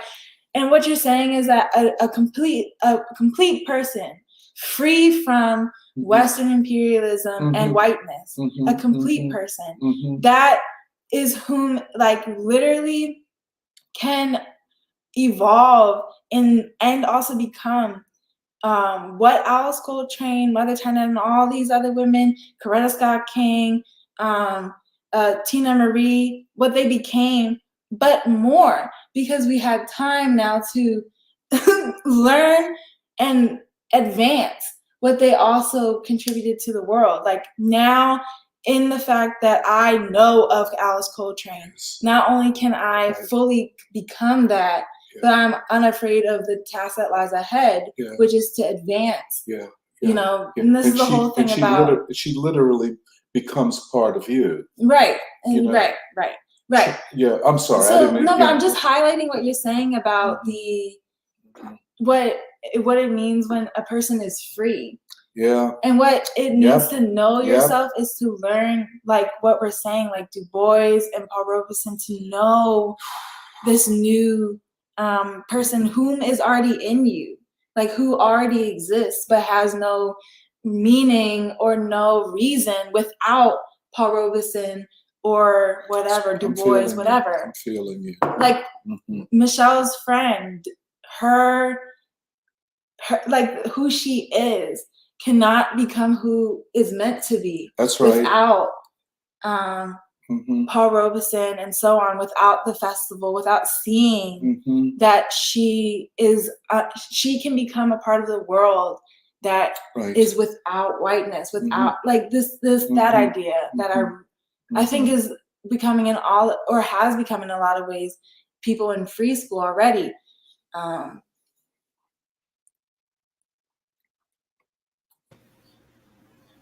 I just wanted to say something quickly. I don't have very much to add because you guys have basically said it all. I feel exactly like you all feel. I know it's a lot of work to put together something this huge and this complicated with so many parts, but I think it's worth every minute of it because of what it then produces. And in the week following the event, when we were all sort of processing what went down, what are the implications of this, you also see that in the world of politics there's so much movement, especially with this presidential campaign and whatever.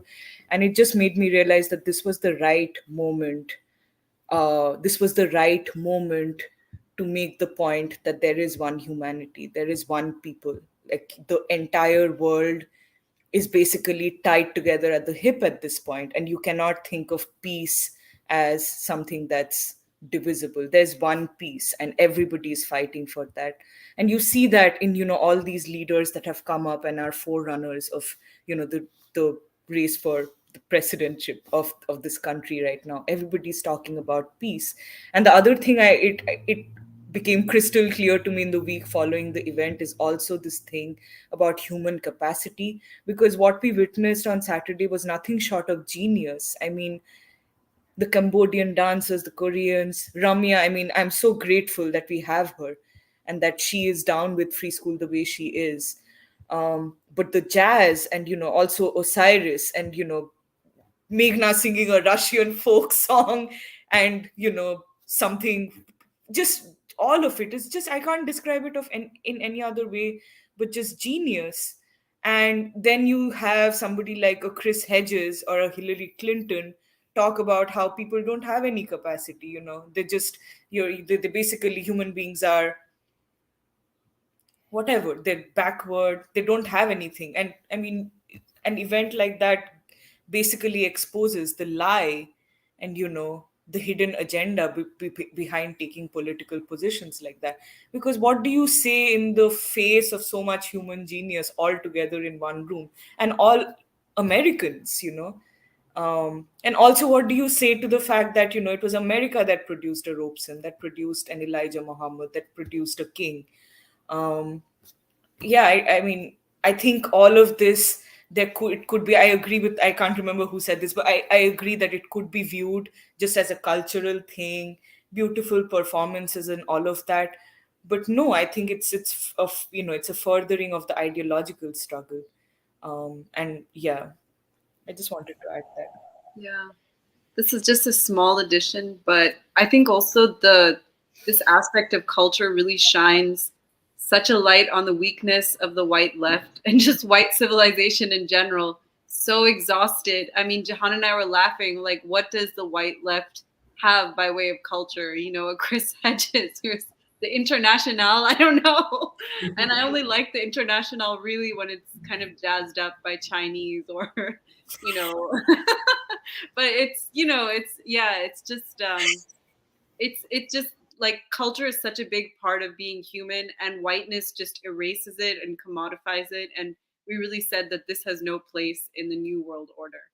This will be a world order for culture. Just wanted to add that. Hey man, I'm really digging this conversation, and I really appreciate what everybody has said today. I really resonate with everybody's emotions and feelings, and I feel like we have really made a contribution that at this point in time was really important, and I think it will be realized in the future in the same way that today we see we think about King listening to Mordecai Johnson and think about the implications of that throughout the years. I feel like in the future somebody will be looking back and seeing the free school doing this in the Unitarian Church and feeling like that was also a contribution. And this performance, the success of this performance was really made possible, I feel, in two ways. One is obviously the organizers and the performers who came together and organized this in such a way, like starting with the African drumming, ushering in the beginning and ending with jazz, and with everything in the middle, with the NOI and the music and the dances and the singing. All of that in that order made a lot of sense, and a lot of thought must have gone into the ideological positioning of each of that. And I was talking to Bobby after his performance, and I told him that this is probably the first time I've listened to avant-garde jazz in person, and I think it really raised my consciousness. And he said that's exactly what we try to do. We don't just come here to perform, we come here to raise people's consciousness, because we come out of the struggle, and we are here to say that struggle is what produced us, and that's what we're trying to send a message about. And I think the second part that made this event possible was everybody who came out. Everybody who came out, the community who came out and was part of the audience, but they were as much a part of the performance as anybody else. And like a lot of appreciation to everybody. And I was really thinking that these little children who performed, they're probably first gen or second gen Indians, Cambodians, North Koreans, Bangladesh, not North Koreans, Koreans and Bangladeshis. So their identity is both American, and they're tied to their own culture. And here they are performing at a historic church, performing at an event celebrating Paul Robeson and the Most Honorable Elijah Muhammad. And if you can't see that connection, then it's difficult. But I think that's what I'm talking about when I say that we've made a contribution. We've brought all of this. We've taken a zoom out view of all of these connections, and these connections are always there. These connections was always there, will always be there, and really appreciated, Eddie's presentation so much. It resonated with me deeply, where he said that it doesn't matter where you come from, you're all part of the struggle. You're all part of the Black struggle, this world struggle for peace and dignity and democracy. He's really touched by everything. Yeah, I just want to add to what Shantanu is saying. put that? Yeah, I feel like when we talk about this idea or vision of an Afro-Asiatic reconstitution of the world, I feel like some people's reaction may be like, oh, but then what is the place of like white people in that world? What is the place of ordinary people in that world? But actually, the way that I have thought about it, and I think I may have said this before in a past free school, but what was the civil rights movement if not an Afro-Asiatic reconstitution of America, right? And when we talk about this Afro-Asiatic thing, it is not something that is alien to the American people. It is actually flesh and bone of the bone of the American people and who they are today and what they're moving towards. And so I just wanted to make that point because, yeah, I think this event helped me also see that more concretely, that this is something that we're trying to build on what was basically a breakthrough during the civil rights period, like a breakthrough in terms of like the ways that people can struggle for freedom, but also the basic conception of what America is, who the American people are. Like all of this was a breakthrough, and we're trying to also, in some ways, in our own time, to foster that kind of breakthrough that is necessary. And yeah, like as Shantanu was saying, like it's like we made a contribution towards that. And I just wanted to say, like as like one part of that, like I think I've felt this in past free school events, but I've never felt prouder to be of Korean descent than when the Korean dancers and drummers for past events too, like when they have performed for our free school events, because if people remember like the fan dance thing, there's a moment when they flick the fans, right? And I grew up in my Korean church seeing that fan dance performed a lot. And it's mostly just like something cool, I guess, that that girls, like young women at church can do. But there's just a new quality to it, seeing it performed at free school events where it's like when they do that thing, it's like you have everyone like cheering for them, and you can tell how much it's like it compels the young women who are performing it to do it even better, to be sharper, to be more fluid, to bring a different energy to it.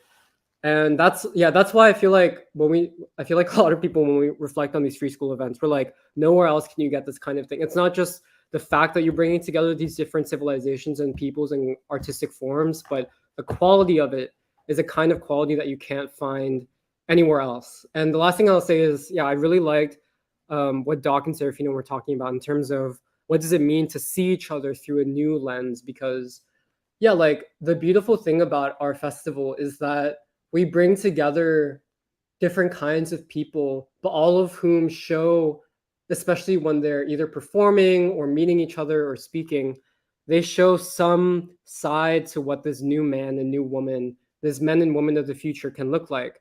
The jazz performers, like the avant-garde jazz, but also the people from the Nation of Islam, they are all part of the same fabric of a new kind of human being, right?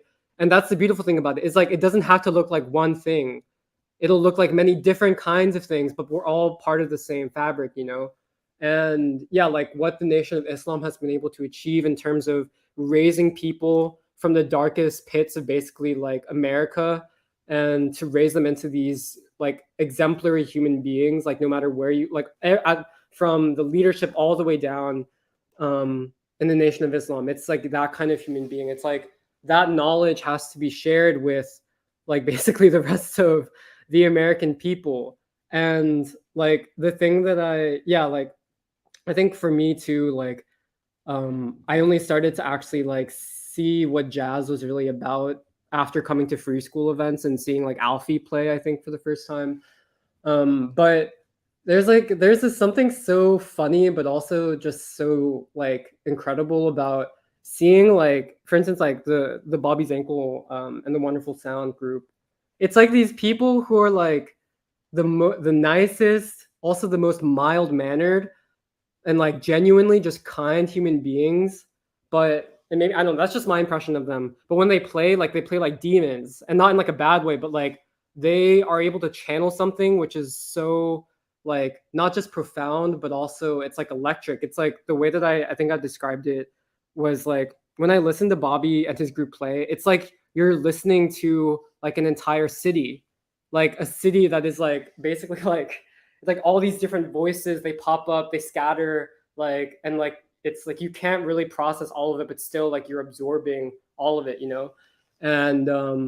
And yeah, it's just like I feel like that's what we mean when we say like the new human being, like the men and women of the future. It's not going to be, I feel like, what either the ruling class or the left are able to conceive of, but it's going to be something that is so different and so also varied, I think, and so beautiful in its variation that, yeah, like I don't know, it's just I'm very honored and grateful that we can cultivate this and try to help foster the creation of this.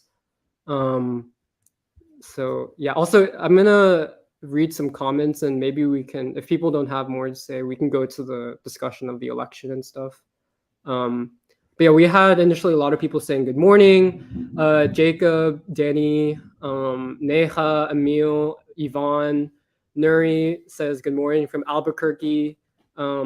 Lorenzo Woodson says, me and your dad, Steven. I'm not sure whose dad that is, but me and your dad, Steven, are watching together. Crystal, Michelle's friend, says good morning from LA. Christopher Romero says good morning, everyone. And then, yeah, Neha had a comment on Facebook saying, thank you to all the organizers and artists for the beautiful celebration and the concert. The exhibition on the Afro-Asiatic reconstitution of the world was really enlightening. It was beautiful to see all the photos of Robeson, the most honorable Elijah Muhammad, and the clippings from the Muhammad Speaks, and to see how Black America was at the forefront of human consciousness against this struggle against imperialism and colonialism, and for self-determination and freedom. There's more to her comment. Wait, let me check. I'm not able to see it because of...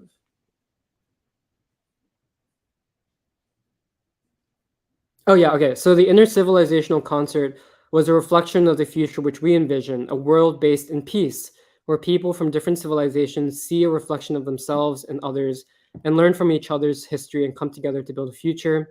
It also concretely laid out what a true America or American people represent, people who are rooted in the values of darker humanity and see worth in each other and want to come together to create something new and in the process transform themselves too.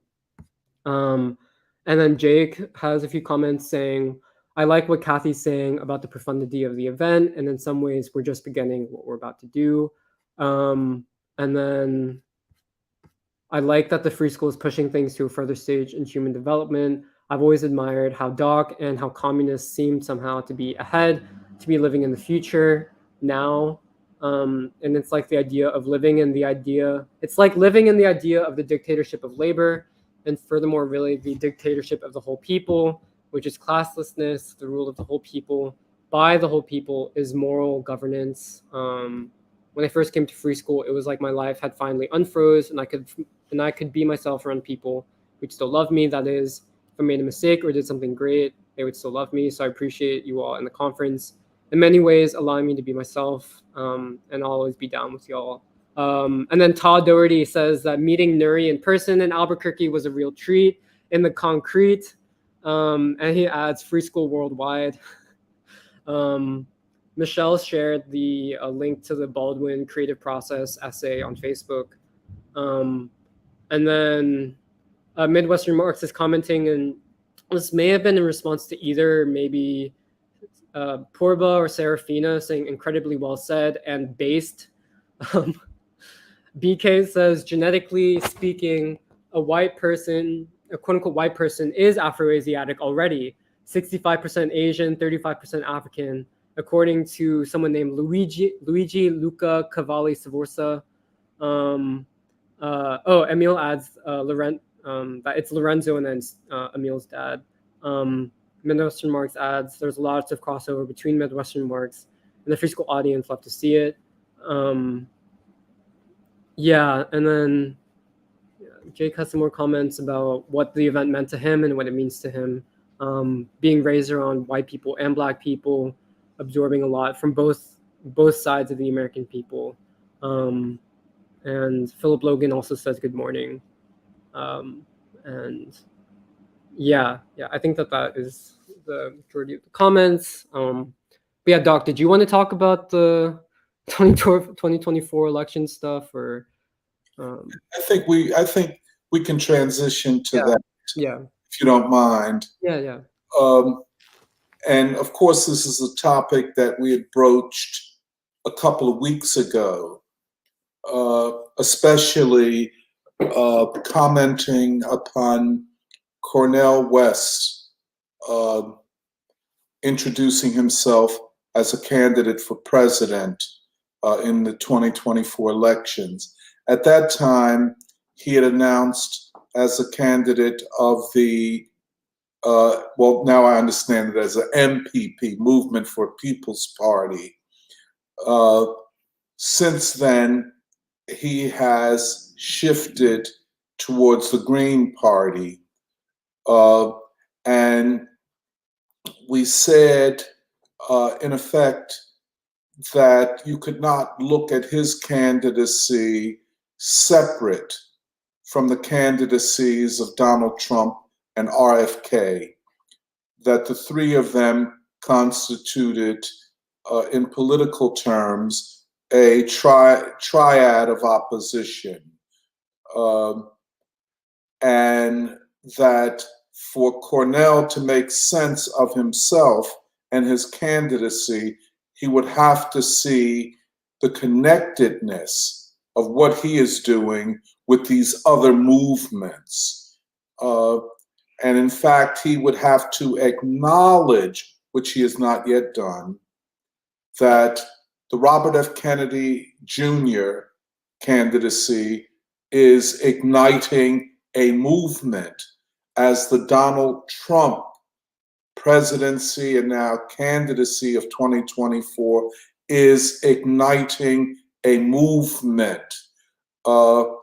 And for Cornel West to be successful, he has to understand what he is doing as part of a movement, a political movement of the discontented.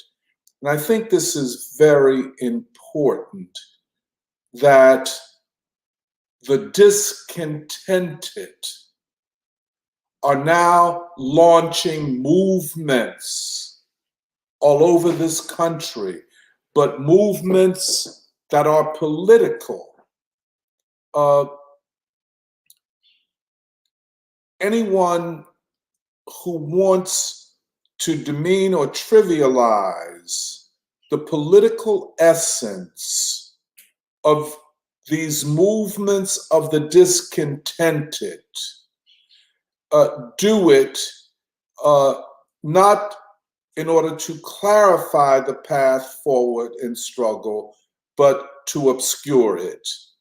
Now, you know, without going into a lot of things, I think we can go right to the point of trying to deconstruct and understand several of Cornel West's supporters. I think, well, let me just say before I get to them,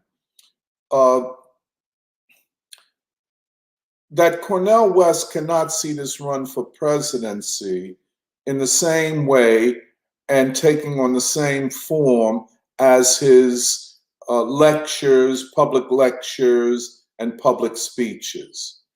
He has entered into a new arena, an arena of struggle, an arena of where contesting class and ideological forces are colliding.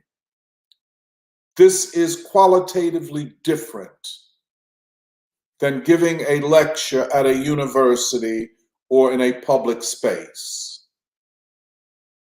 It is qualitatively different.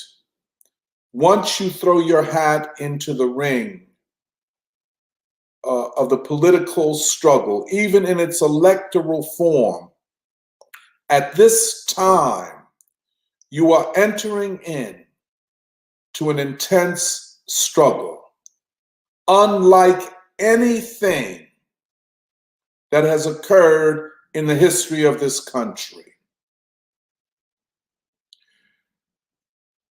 Cornel has not yet fully absorbed that. Cornel has been involved in electoral politics at the national and presidential level for some time, going back to his support in the Democratic primary of Bill Bradley, who was a senator from New Jersey, and his run for presidency, I think in the early 90s, and then going forward to his well-publicized support for Bernie Sanders, and I think Ralph Nader at an earlier time, and then his voting variously for Green Party candidates and for Democratic Party candidates, including in the 2020 election for Joe Biden. So he knows something about electoral politics, at least as his throwing support to various candidates, either in the Democratic Party or in the Green Party.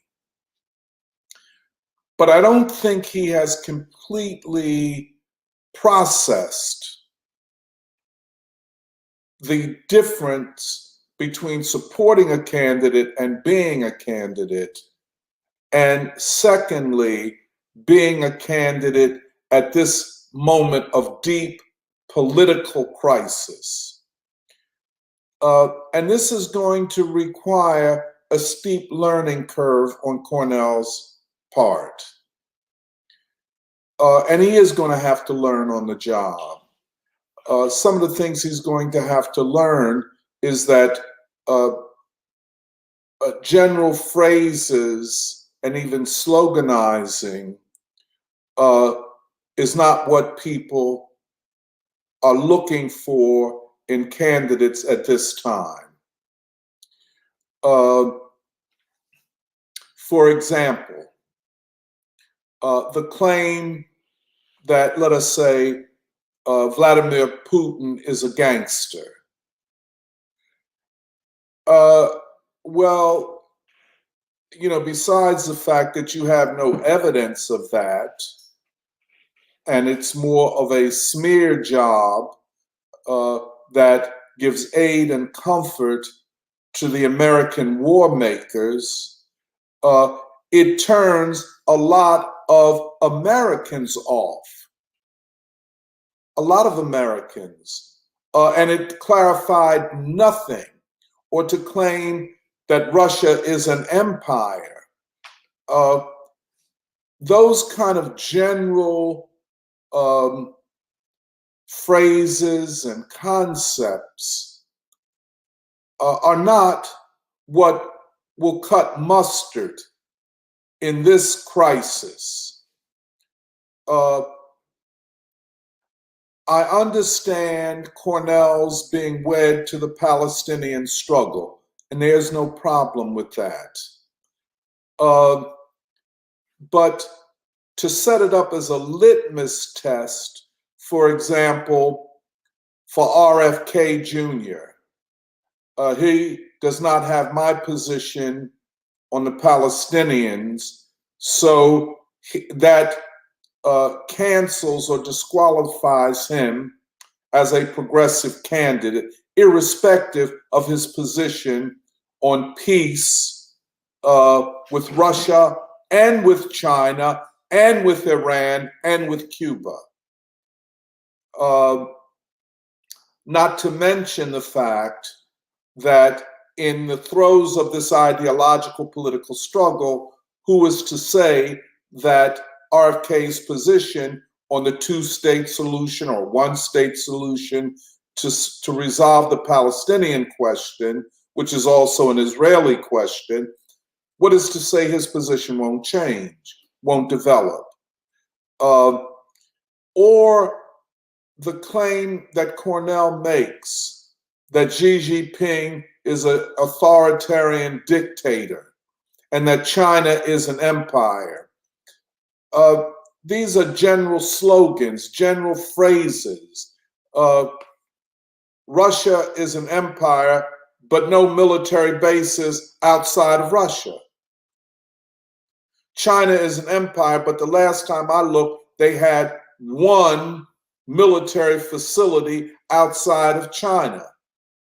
And to say then that the war in Ukraine is a matter of two empires colliding, not a matter of US militarism and the attempt to bring down the Russian government or to force it to surrender to Western interests, and what the consequences of that are. You know, I mean, you just can't continue that way, especially when Trump and RFK have specific proposals and so on. The other thing is, both RFK and Trump have attacked the security state, in particular the intelligence services and the FBI, CIA, and national intelligence, and the other networks and institutions in this architecture, which has reduced civil rights and civil liberties and democracy in this country to a hollow claim. In other words, given the overarching power of the deep state, of the security state, how can you call this a democracy? And so on. RFK and Trump have attacked this in the name of democracy, freedom of speech, civil liberties, and so on. Cornel has not. Now, that does not nullify the potentiality of his candidacy. He must grow. He must evolve. He must become more sophisticated. And part of that growth will be listening to the people. If you were to ask me, I would say at this point, just listening to Cornel's rhetoric, he is behind the people, especially that 50, maybe more % of the American people who say that the ruling elite should not be allowed to continue to govern and rule the American people. And that's what they are saying. I think part of the problem also are some of Cornel West's advisors. In particular, you know, recently listening to an interview with Chris Hedges, who is a nihilist and a cynic, who proceeds from the concept or the idea that we are all doomed. The people do not have the capacity to reverse the trajectory of American imperialism and the authoritarian forces that rule this country. He sees Cornel West's campaign as an effort to announce to the people that you all have failed, that there is no hope, and just get ready for the hell and the doom that awaits you. Well, I don't know too many people who want to hear that. The other thing is that Chris Hedges represents a type of American intellectual who comes out of the establishment. As you know, Chris Hedges was a journalist for the New York Times for over 20 years, reporting from the Middle East and South America, and I think even Europe, especially during the Kosovo Wars and the bombing of Yugoslavia by the United States.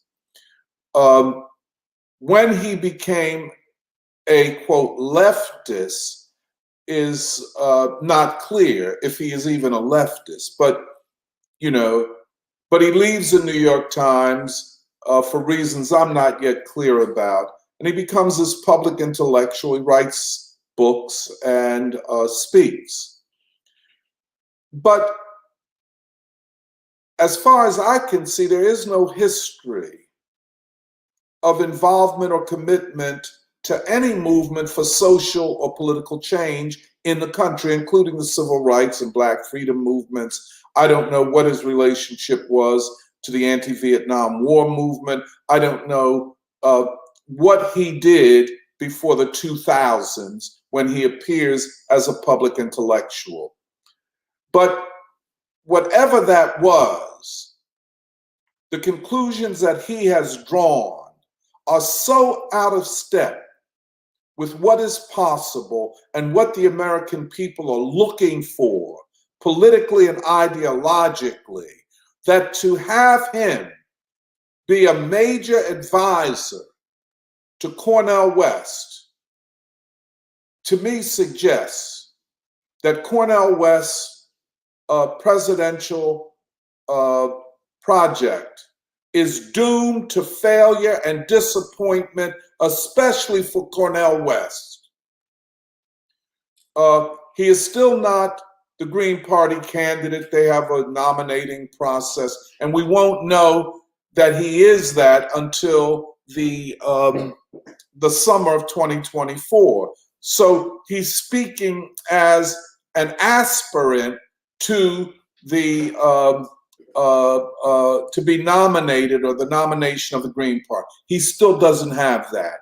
Now, given the instability and uncertainty of the Green Party and Cornel West's relationship to it, and a whole number of other things, there is no guarantee that Cornel will continue to be the candidate even going into 2024. We have no guarantee of that. And then with people like Chris Hedges advising him and giving him political and ideological framing of his project,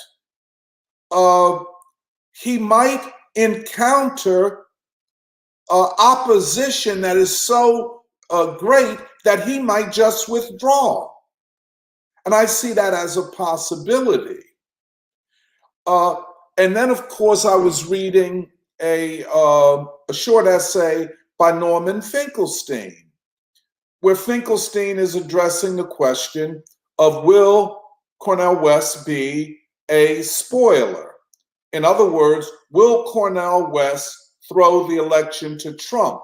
Which is another way of asking, in Finkelstein and in Hedges' thinking, will Cornel West assist a, quote, neo-fascist, i.e. Trump, in winning the election?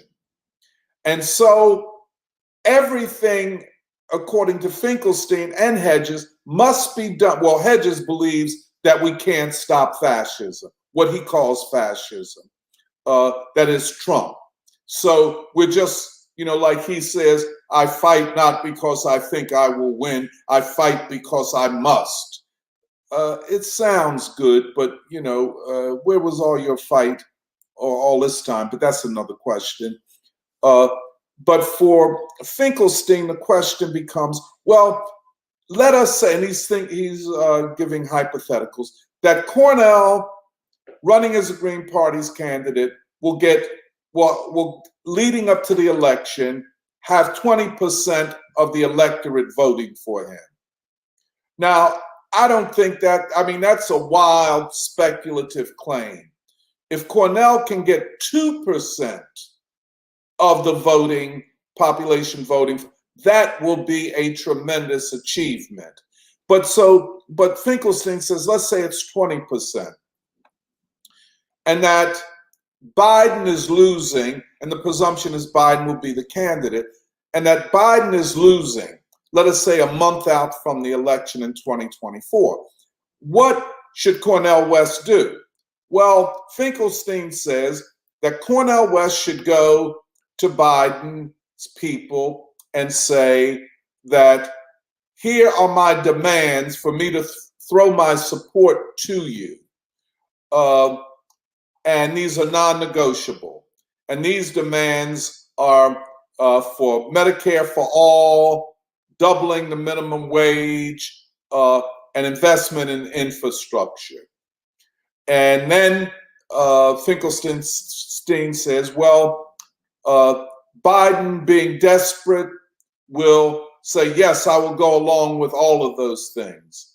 But then after the election, Biden will not fulfill any of it. And then Cornel West should call upon the people to take to the streets, as was the case, and this is Finkelstein, as was the case in the civil rights movement. Well, the whole thing is wild speculation. Cornel West has never called anybody into the street, and there's no evidence that his merely saying that we should take to the streets will eventuate in people doing just that. But what Finkelstein is saying, and this is the key thing, and this is what, let us say Cornel, runs up until the election. And has, let's say, 1% or 2% of the vote, according to polls. What they're saying, and this includes Hedges, is that really Cornel's presidential bid is to push Biden to the left, or the Democrats to the left, and after that has been achieved in a close election, he will drop out and support Biden, which will be something similar to what Bernie Sanders would do. That's a Bernie Sanders move.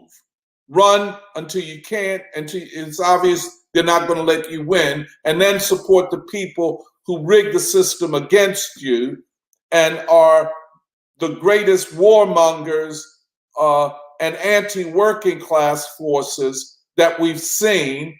And so you go to them, betraying all of those people who supported you and voted for you. The alternative for Cornel, and I don't know that he is emotionally or intellectually or politically able to make this move, to see himself as part of the people. That great coalition of the discontented, that over 50% of the American people, most of whom thus far vote for Trump. So the question for Cornel, and it is a moral, political, ideological question, are they fascists? Or do they represent a populist movement of discontent? Let us take RFK. The same kind of populism and discontent. Do you see your candidacy as one with his? Is there a common fabric, a common purpose? Then the final question, I guess, is this question of fascism. Either you use it accurately or you need to take it out of your vocabulary. You can't keep going around here calling everybody you don't like a neo-fascist. You know what I'm saying? Without any understanding of, well, what the hell are you talking about? Are you talking about 1920s Italy, where the word fascism comes from? Or are you talking about the Nazi Party in Germany? And if you're talking about either of them, they were movements to seize power. You know what I'm saying? The most right-wing, authoritarian, warlike forces in American society already have achieved power. And according to Robert F. Kennedy, and he's accurate here, the great coup against democracy, the coup d'etat against democracy, took place in the 1960s with the assassinations of the Kennedys, Martin Luther King, Malcolm X, and others. He considers that accurately a coup d'etat of the deep state against democracy. The other iterations of this were moments in the consolidation of the authoritarian wing of the ruling class. And it has been consolidated with the complicity of both the Democratic and Republican parties. And that is the political history of the United States from the 1960s up till today. Donald Trump is not leading a fascist movement. The fascist already, if you want to use the word fascist, I think this is something way bigger and more dangerous than the Nazis in Germany or the fascists in Italy. Power was already taken. Democracy has already been compromised. If you point the finger to Trump, you're obscuring who the actual anti-democrats are. Joe Biden and Hillary Clinton and Bill Clinton, just to name a few in the Democratic Party, have always served the interest of this deep authoritarian state. Not Trump, who is attacking them, not RFK, who is attacking them. The stakes are high. If you enter into the struggle at this time, Cornel, it must be mature, it must be well thought out, you must see alliances. Now, Chris Hedges talking about, well, he's running as a Green Party, but we're going to have a united front. A united front of who? Socialist Alternative? The Revolutionary Communist Party and a couple of other unknown sectarian groups? Oh, you call that a united front? Or are you going to go to the people? People whose views you might not always agree with, whose lives, the way they live, you don't know about. You don't know nothing about rural Pennsylvania. You don't know anything about Kensington in Philadelphia.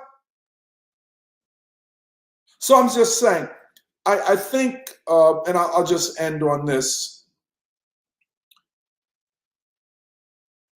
that the crisis demands more of all of us, and certainly of Cornel West, than he, up to this point, shows a capacity to rise to. Can he do it? And does the language that he has used over all of these years meet the ideological challenges of this time? I'll stop there.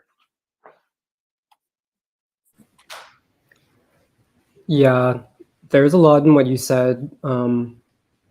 And yeah, I just wanted to, I think, pick up on a few things, particularly the Chris Hedges interview, but then also I think bring in, the Robert F. Kennedy peace speech that he made in New Hampshire recently, because I think that they are, I haven't seen as much as what's happening with Trump recently, but I feel like, the Chris Hedges interview and then the RFK speech are kind of paradigmatic in some ways.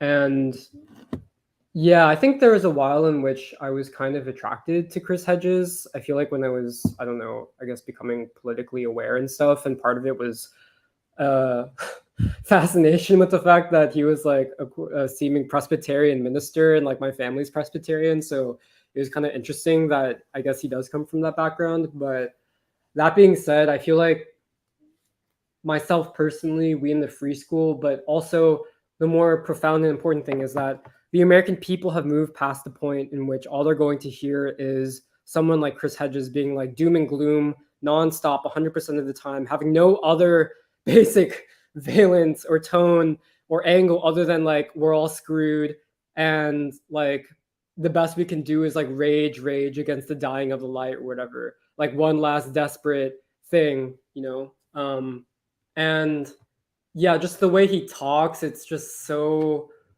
like over dramatic and just so dark and grim. And I think that he is, I think, represents, but also, is one of those people who has profoundly miscalculated where the American people are at and what they're moving towards. And instead, you can only see this as in the way that that Cornel also talks about, is like the catastrophe. We're living in a period of catastrophe.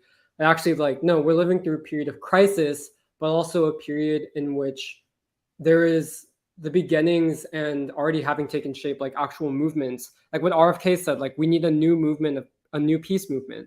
I call on all Americans to join in a peace movement that will even go beyond myself in my run for presidency. But the great need today is for the American people to join in a new peace movement. And like I think it will be a disservice to Cornel West if he continues to have that pessimistic attitude, which is also basically unscientific attitude, like an unscientific worldview, like a non-actually like, because the thing is that they parade, like someone like Chris Hedges, he kind of masquerades and being like, oh, I'm the one who's being real. I'm the one who's being a realist about like what actually is happening in America. But actually you've missed the entire scope of it. You missed all of the essence of it, of where America's moving. And you're the one who's actually more out of touch with where the American people are at than someone like RFK or even Trump.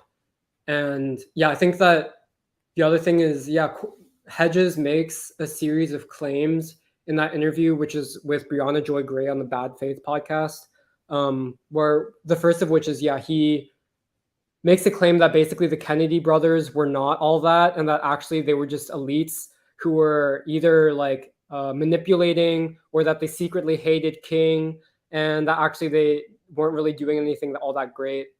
And so, actually, I saw there was a good thread from Aaron Good, who interviewed you, Doc, that one time. But he had, because he's done, I think he wrote a book actually that talks about the deep state and its attacks on the Kennedys. But he had a good series, I think, tweets like kind of disproving that. But also, the other claims that he's making in terms of, just like he does this thing where he says like, oh, I don't actually believe America was like ever all that great. And like, I'm not going to succumb to like the myth that America was founded on like a revolutionary tradition or something. And he sounds like he's being radical, but actually like, congratulations, all you've done is parrot like the 1619 line, which is been coming from, the New York Times. And I guess that makes sense because he comes from the New York Times.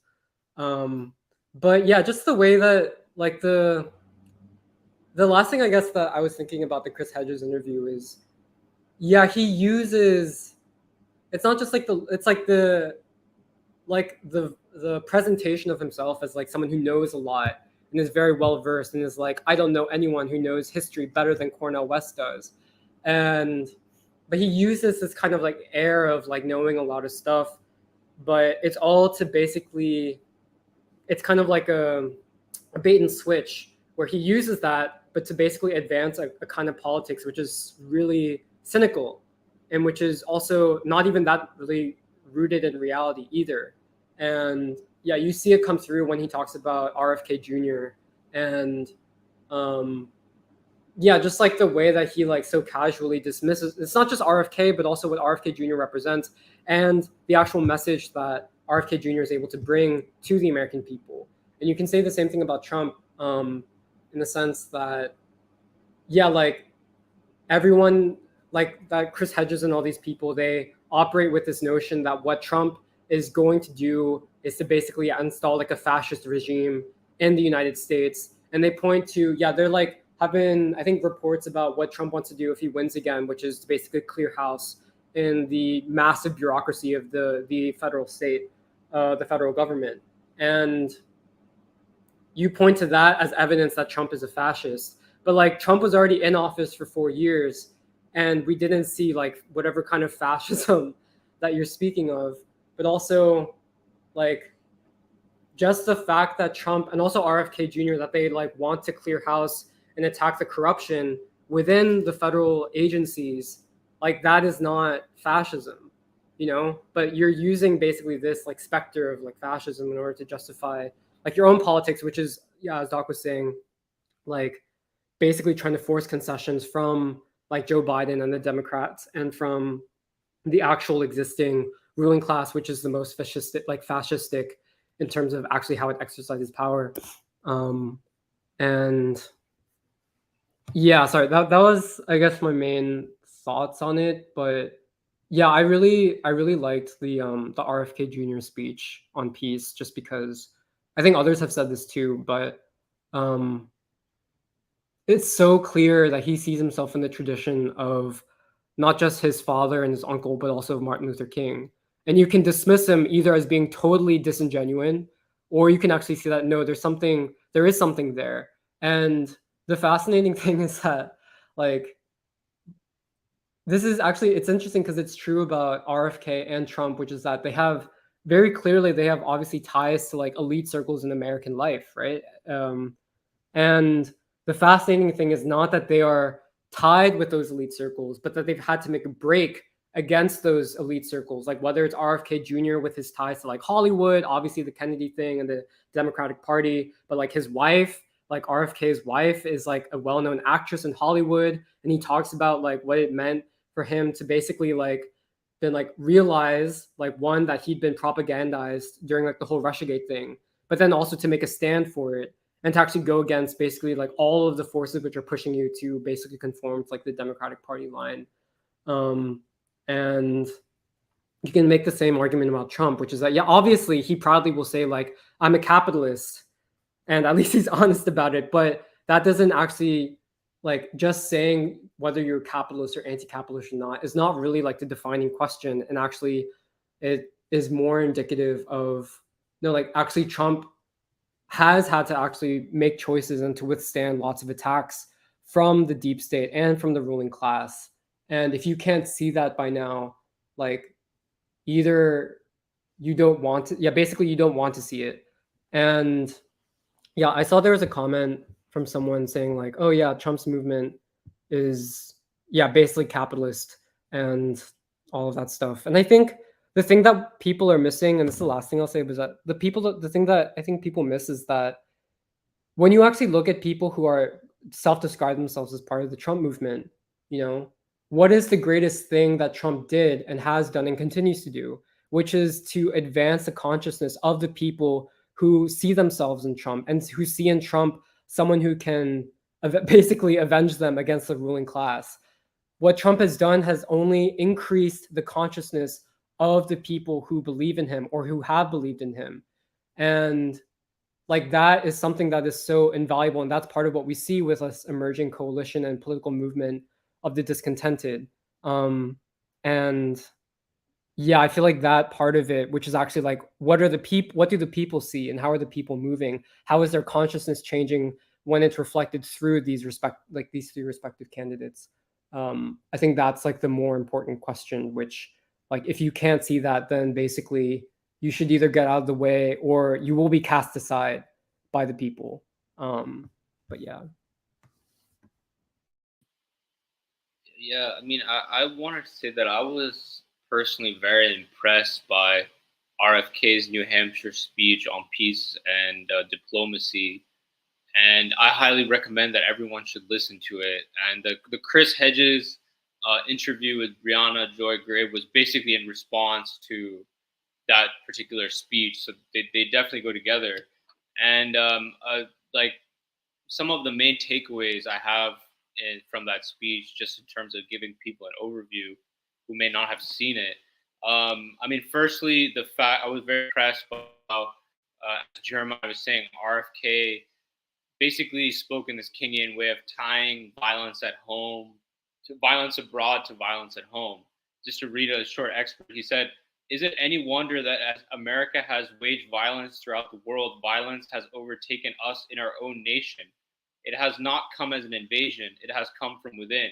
Our bombs, our drones, our armies are incapable of stopping the gun violence in our streets and schools or the domestic violence in our homes. I see the same link as here as my father and that Martin Luther King saw about the Vietnam War. They saw that war. They believed that we could not have warfare abroad without bringing that violence home to our streets, to our attitudes, to our communities. Foreign violence is inseparable from domestic violence. Both are aspects of a basic orientation and a basic set of priorities." And then he went on basically to tie that to the demonization, what's happening with the people the American elite are painting as villains, specifically Chinese, Iranians, but especially Russians. And he cited how JFK basically had to go around the deep state and directly talk to Khrushchev. And actually, he revealed some interesting stuff about how they had to do it secretly and cryptically because JFK was very aware of the CIA surrounding him. And they were able to negotiate the first nuclear test ban treaty, where at least the countries would control their nuclear stockpiles and not increase them. And he cited how JFK, I believe, in one of the speeches related to that, told the American people that we have to recognize the sacrifice of Russians in World War II, that 23 plus million Russians were killed fighting Hitler and actual fascism, and that their military policies are not because they're crazy, but it's because of their history, their own humanity. And basically, RFK was stressing this point that we have to humanize Russia and Russian people, and we cannot go on this insane demonization. And I think Doc had mentioned earlier that he ended the speech basically by citing an excellent speech that JFK gave shortly before his assassination on the need for peaceful coexistence with the Soviet Union, and saying that this is a call for new RFK Jr. saying this is a call for the building of a new peace movement, which I was very impressed by. He said, and here's the most important thing of all, I call on every American to join in the new peace movement, to make your voices heard, to reject the insanity of escalation, and to celebrate no longer the wartime president, but a president who keeps the peace. And to what kind of peace do I refer? I'll end with one more piece of wisdom from my uncle. What kind of peace do we seek? Not a Pax Americana enforced on the world by American weapons of war. Not the peace of the grave or the security of the slave. I'm talking about a genuine peace, the kind of peace that makes life on earth worth living, the kind that enables people and nations to grow and to hope and to build a better life for their children. Not merely a peace for our time, but a peace for all time. And that's from JFK's speech at, I believe it was American University shortly before his assassination. So, I mean, for me, one takeaway definitely is that RFK, he's seeing this as a movement. I mean, literally saying we need to build a new peace movement. He's not seeing it in a narrow way, just his electoral campaign. Secondly, what Michelle was talking about earlier about, the Baldwin essay, and we've been talking about the need for a new American people. I definitely see RFK thinking along those lines. I mean, not that he's exactly where we are, but I see that he's realizing there has to be a greater reconstitution, rethinking of America. I mean, and so bringing it to Chris Hedges, I mean, specifically from that speech, Chris Hedges criticized RFK for talking about the founding fathers. And so what RFK said, I mean, he talked about America was started as a project for democracy, and he talked about the founding fathers, citing James Madison, were completely against there being a permanent standing army and against getting involved in foreign entanglements, and which is factually 100% true historically.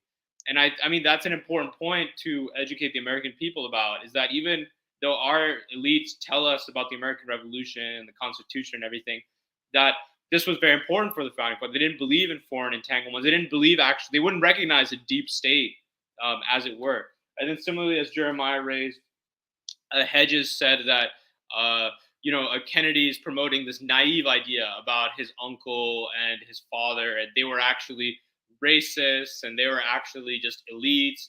And I mean, Hedges kind of, he acknowledged, okay, yeah, they got on the wrong side of the deep state, but at the same time, they weren't all that, blah, blah. But when you compare it to how, for example, Du Bois talked about Lincoln in the Civil War. I mean, he recognized Lincoln, very flawed man, white man, in some ways emerging from a white supremacist background, but how the events of the Civil War, the events of the general strike, how that shaped him, pushed him into being someone different, evolving.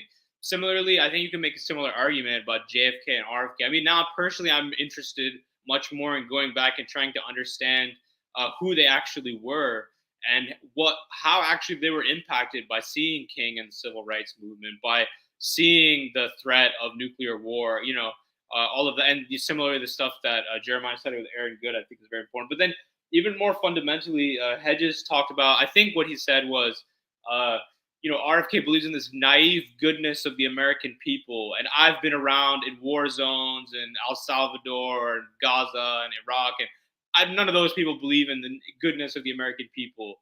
And so I very much felt that what Hedges was doing was, like, as Jeremiah said, parroting the 1619 project. And I could see the influence of, on the one hand, a socialist alternative Trotskyism.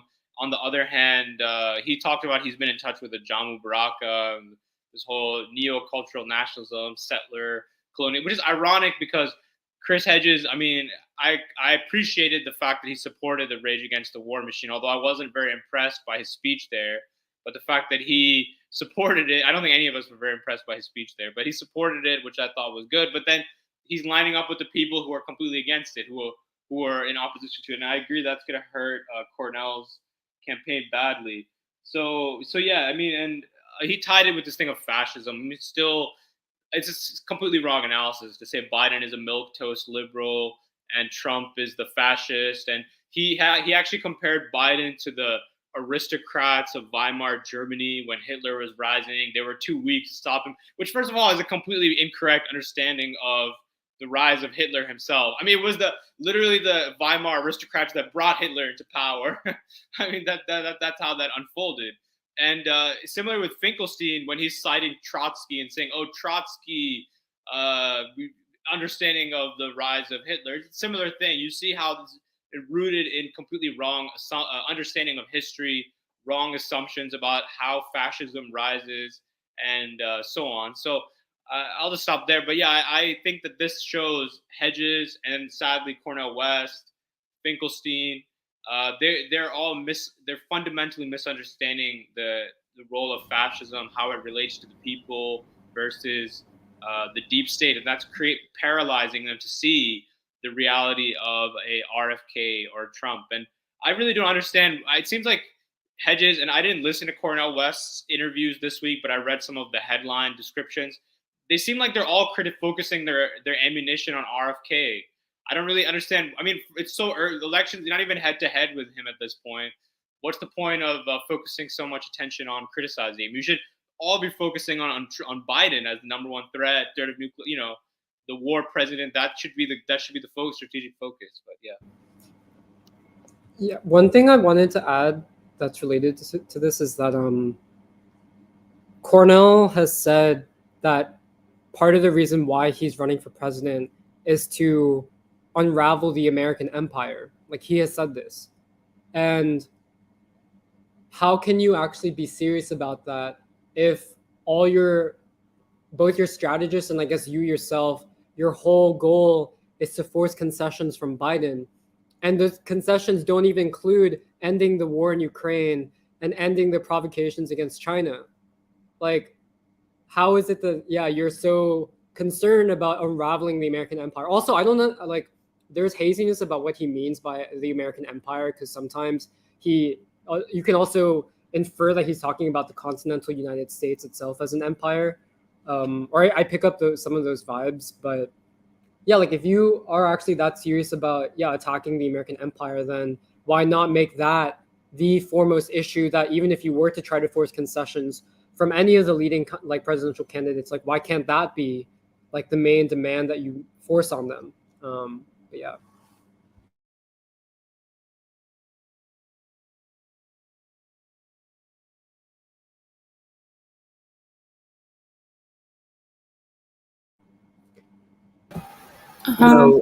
Oh, sorry. Go ahead. Go ahead.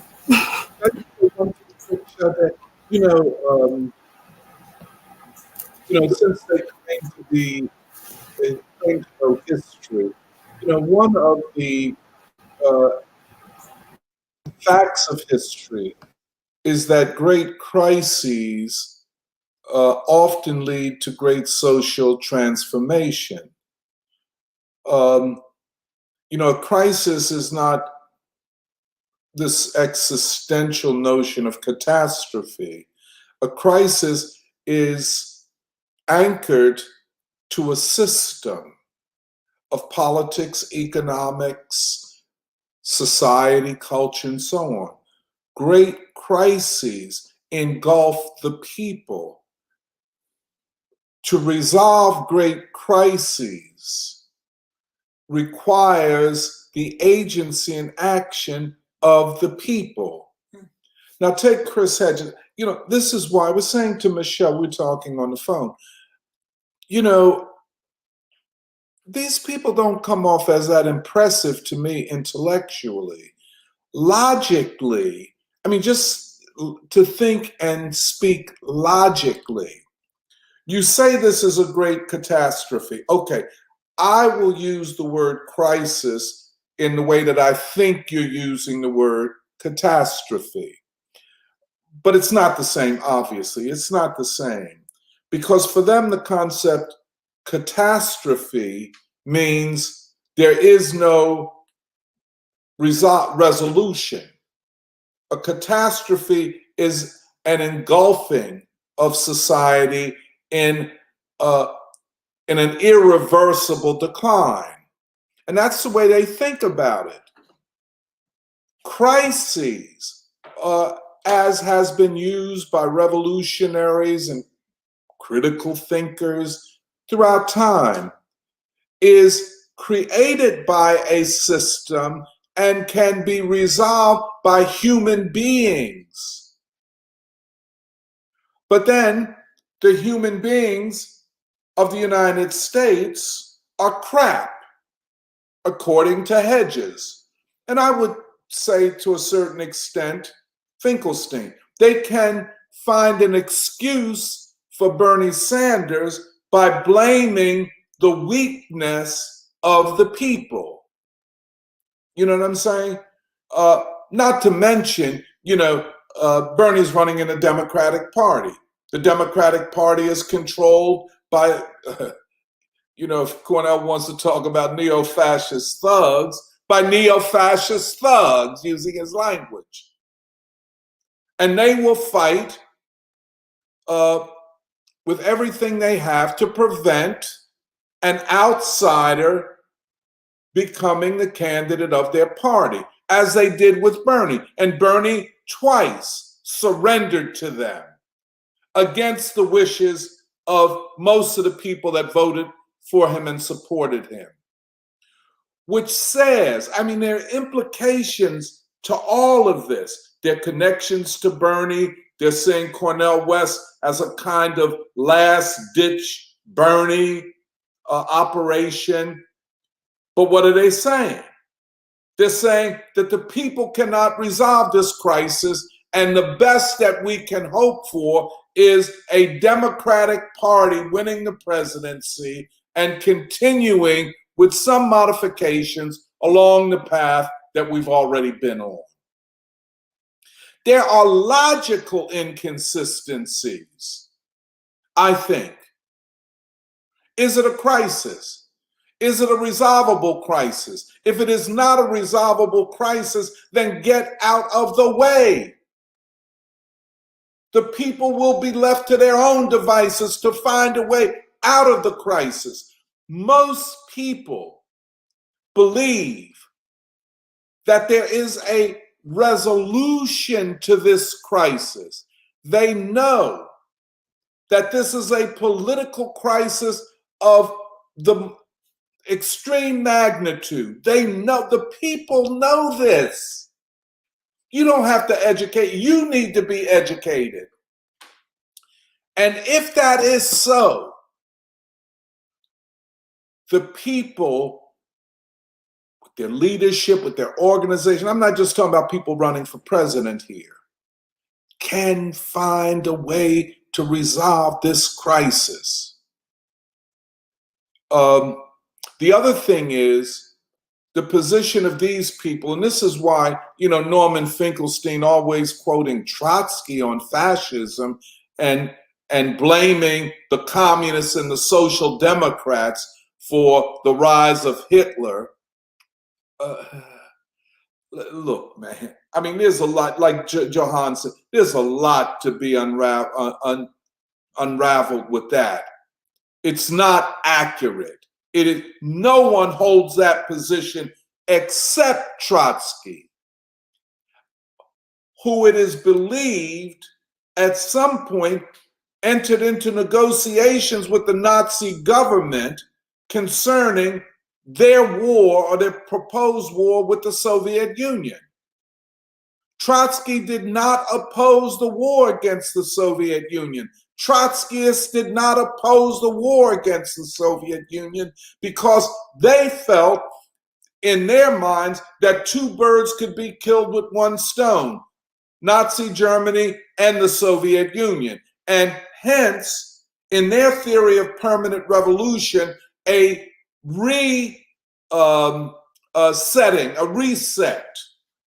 of the revolutionary process without what they call, quote, Stalinism. I mean, so the same kind of cynicism, and that's what Trotskyists represent. That's what Trotsky represents, a cynicism. Permanent revolution as permanent war, et cetera, et cetera. So the war question is never the primary question for them. And so it is.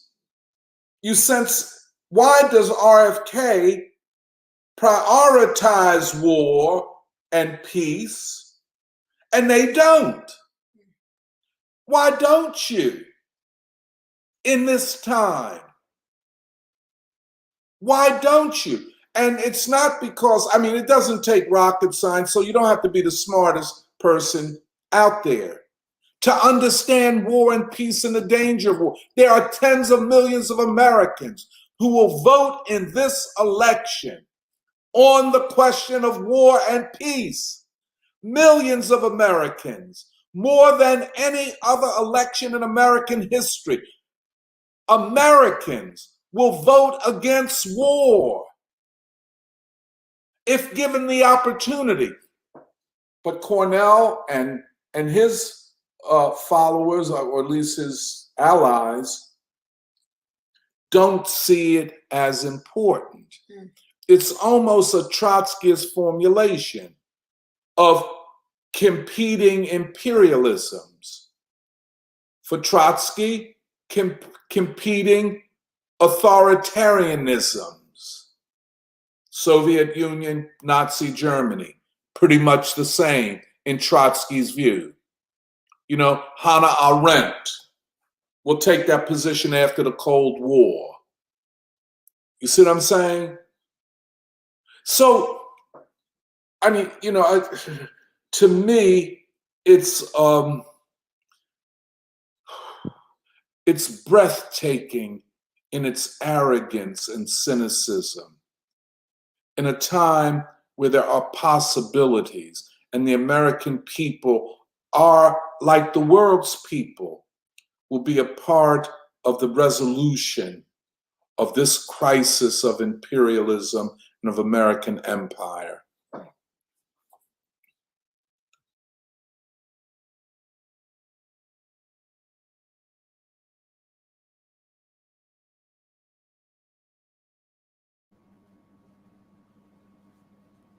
But I definitely agree with the influence of Trotskyism on his formulation of the competing empires. Because I was just looking at Socialist Alternatives article about Cornel West presidential run, and they explicitly talk about he's taking a principled position because he's recognizing Russia as an empire and the U.S. as an empire, Ukraine.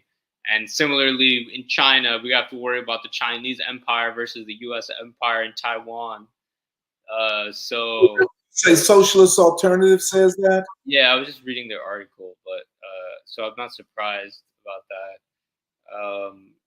But yeah, I totally agree. This is going to be a big, huge weakness. I mean, I think you had said it completely right when you said he's behind the people. His campaign, Cornel West, not just the person, but the campaign, which includes Chris Hedges and all these forces, are behind where the American people are. Like the way Chris Hedges is talking is pretty much the same as I've heard him talking since like 2015 or 14. But in the past roughly 10 years, there's been such a huge shift in the consciousness of ordinary people, and pretty much a majority of the people.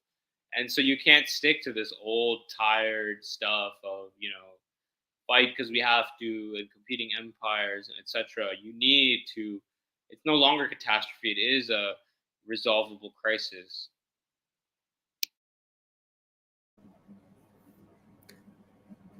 Yeah, Danny adds with some comments, but he says, this is Danny Jacobs saying that Finkelstein's strategy is the same old pressure tactics that have been done not even since Bernie, but perhaps for the last 50 years at least.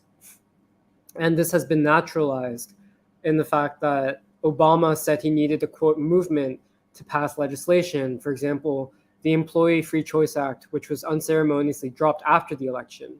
And so there's a confusion of politics versus policies by the progressives. Policies are the quote unquote what that get achieved every election. For example, Bernie said that the 2020 DNC platform was the most progressive in history. But politics, on the other hand, is the how and the who, or quote unquote the who and the whom, how it is done, who does it, why, with what end, and in what matter, and in what mode. Is politics technocratically achieved, or is it through mass self-governance? Cornel may not see himself as part of the same movement, as part of the same moment as Trump and RFK Jr. But do RFK Jr. and Trump see themselves related to each other?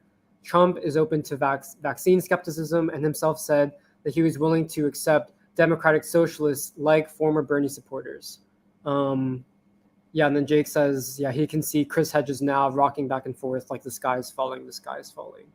But that's the interesting thing is even the progressive policies that Finkelstein lists that Cornel could demand of Biden. It's like, why do you assume that you can even make those demands more easily with Biden compared with Trump? It's like things like raising the minimum wage or investing in public infrastructure. Like those aren't things that even like Trump would be opposed to. And it's only this like flawed, this wrong view of fascism, which prevents you from actually seeing that you could have the possibility of making an alliance with the Trump himself or with the people who support Trump. And I feel like that is one of the distinguishing factors where when interviewers have asked RFK Jr. about how he differs from Trump, the thing that he says is, I differ in style from Trump. But actually, I agree with Trump on a lot of things, especially foreign policy. And he has a very specific phrasing around it, where he says, our style of politics is very different. And I agree with that. Like RFK Jr. I think he's tried to distinguish himself by like actually trying to invoke like the Kingian tradition of like, we want to heal the nation. We want to heal the divide amongst the American people. We want to call forth the best of the American people I think the quote that Jahan read where like RFK Jr. says, this is a crisis that has been man-made and that means that human beings can resolve it. Like all the problems of America are man-made problems, which means that human beings can resolve them. And that is exactly what King would say. But that's also, I feel like, what we have said so much in the free school too, that every human problem has a human solution. And you can differ in terms of what you actually think the solutions are, or how they'll be achieved, but you have to actually insist on that basic philosophical and political assessment of the American people, as Doc was saying, that they can resolve this. Because it's like someone like Cornel is saying, like, we want to end the American empire. How will you be able to do that if you don't actually believe in the American people's capacity to do that? Like, you're going to end the American empire without the American people? Like, is that ultimately the formulation that you're going to make? And yeah, I mean, I'm really interested to see where things go, but I think it's not even that Cornel West and like Chris Hedges are behind the American people. I also feel like when you actually listen to them, like, and if you also leave behind basically these categories of like left and right, capitalist versus anti-capitalist, all of that stuff, when you actually listen to them in terms of the potential of where the American people are moving and the greatest forces and the greatest possibilities, like, I actually feel like when I listen to them, I feel like Trump and RFK Jr. are also ahead of Cornel, which is very ironic because you would think that Cornel West would be the most progressive, like the most ahead. But actually on these fundamental questions of like how you estimate the American people and actually what you think they're capable of, it's interestingly Trump and RFK Jr. who are ahead of Cornel West, and I guess the people who surround Cornel West. I don't know if somebody's mentioned this before, but it's really interesting that RFK Jr. is running on the Kennedy and Kingian concepts, when I was listening to Chris Hedges in that interview, he actually says that JFK and Bobby Kennedy hated King, and he's trying to attack that relationship that Kennedy and King had, and by extension, he's trying to break,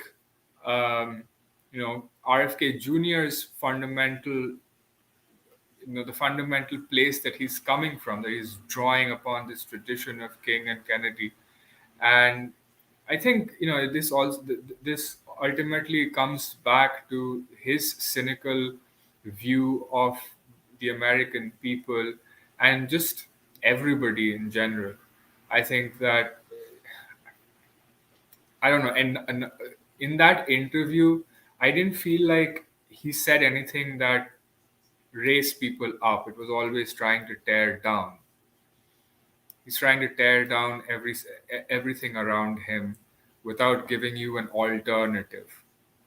And yeah, I think it was really interesting the way he very flippantly said, "Oh, JFK and Bobby Kennedy hated King," whereas when in fact that King was an anti-war person. And I think they're trying to make out like Twitter is, I guess, now a buzz with a lot of stories about JFK and Bobby Kennedy not being anti-war, but actually being pro-war.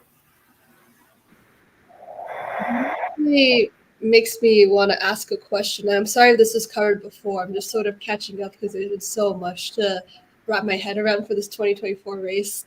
But I was just asking Michelle this, which is that I didn't realize just how far the Chris Hedges interview went on this, but I would be curious to hear if other people got the impression listening to what Chris Hedges was saying, which is basically that I think when we see RFK Jr. and we think about, we've had this formulation for some time, which is that like the moment today, people like Trump, but people like RFK for sure, like represent like, all the strides that like they come out of King's moment. So is it that like actually the way that and we've been trying to chart that or understand its potentiality, but also its historical like lineage, but also is it that almost like today, like in Chris Hedges' mind, they see that same connection, and actually provokes more ire out of them, or like that's the point that they miss,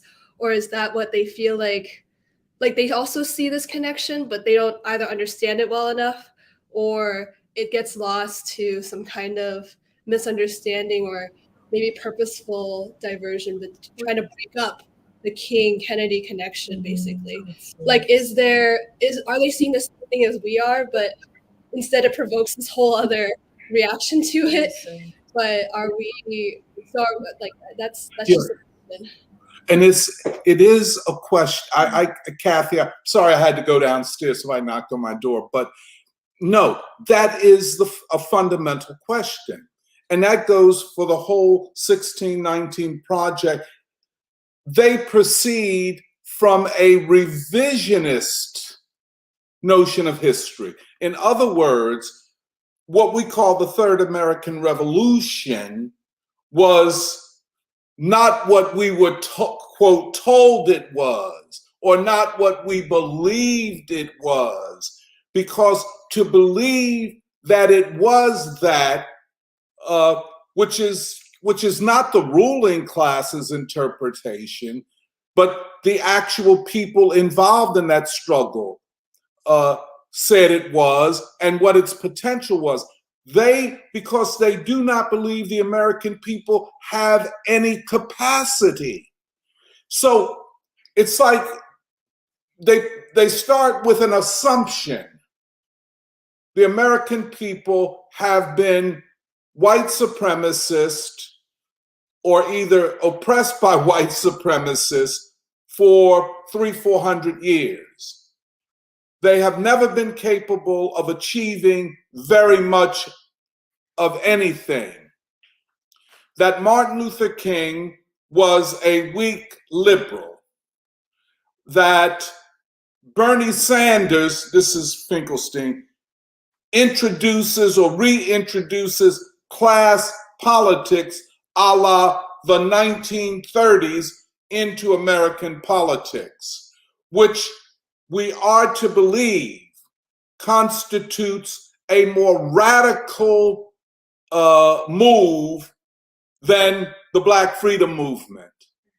Hence, in a, quote, left interpretation, Bernie Sanders supersedes Martin Luther King.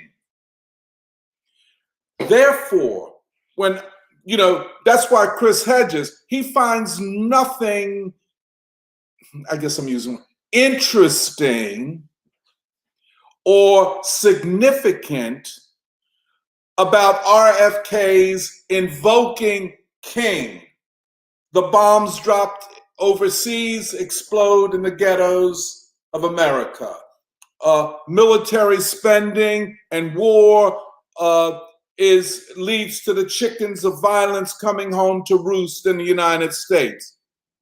Oh, none of that means nothing. It does not resonate with a Chris Hedges, because for him, and to a certain extent for Cornel, to be left means, see, that's why they can't build a united front or coalition. It means to be in, quote, and this is a form of Trotskyism, permanent opposition. I mean, even if there's nothing to oppose, you're going to find something in somebody to oppose. If RFK is for peace, oh, I got to, since I'm a revolutionary and a leftist, I got to be in permanent opposition to anybody connected to the bourgeoisie. But it's hypocritical, because the standard of critique they're using against Robert F. Kennedy in the struggle for, they don't use towards Bernie Sanders. Even Norman Finkelstein, they'll talk about how Bernie reconciled himself to the Democratic Party, and they'll find all reasons for that. We didn't agree, but yet he had to do what he had to do. But one thing they never address is the question of Bernie and the so-called progressives, AOC, the squad, and all of that, voting for all of this funding for the war in Ukraine. By any measure, The regime in Ukraine is a neo-fascist, not even neo, it's a fascist regime. So that's what it is. I cannot explain to you what is in effect the utter contempt for the civil rights movement, because and this is hard, they're going to tell you all kind of ways, because they say, I love Cornel West. Yeah, you love Cornel West, but you don't love black folk. You don't love what black people produced. You don't love that black people created a movement that transformed, and the resonance of is still transforming this American people. So they don't like black people. And you know, I'll shut my mouth.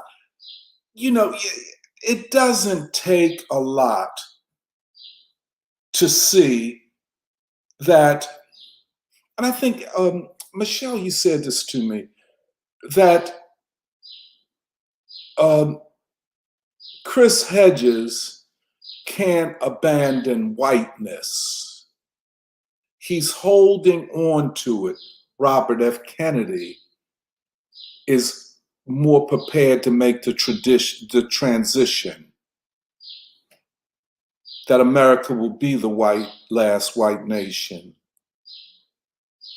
Robert Kennedy is more capable of that than is Chris Hedges. You see what I'm saying? Yeah. Well, yeah, because you and I were talking about this a little bit. When I watched last night the interview of Hedges? Yeah, Hedges and who? Hedges and Yeah. someone like that. Yeah. I think I had a similar visceral. It reminded me of Norman Finkelstein's interview on which he was speaking with Angela Davis, and how visceral of a reaction I had to that. And yeah, I just agree with you. I think there's a reason that RFK's message is actually so unnerving to Chris Hedges in particular, and I think it's because it's serving as a mirror for something that he's unwilling to break with, or it's serving as a mirror for a position that he is unwilling to assume. And I think it's easier for him to kind of be a henchman. That's what I was telling Dr. Cornel West, because I don't know how much he really sees he and Cornel is sharing this destiny of like, we are American brothers together. Like, you know, we have a responsibility to this future. But yeah, just the way that he talked about RFK, I think there was a psychological edge to it. It's more than just making like an objective critique of a particular thinker. I feel that he was trying to pin RFK for a particular reason. And I do think it has to do with how, yeah, RFK is basically willing to make a break with the white tradition in a way that I think Chris Hedges is too cowardly to face.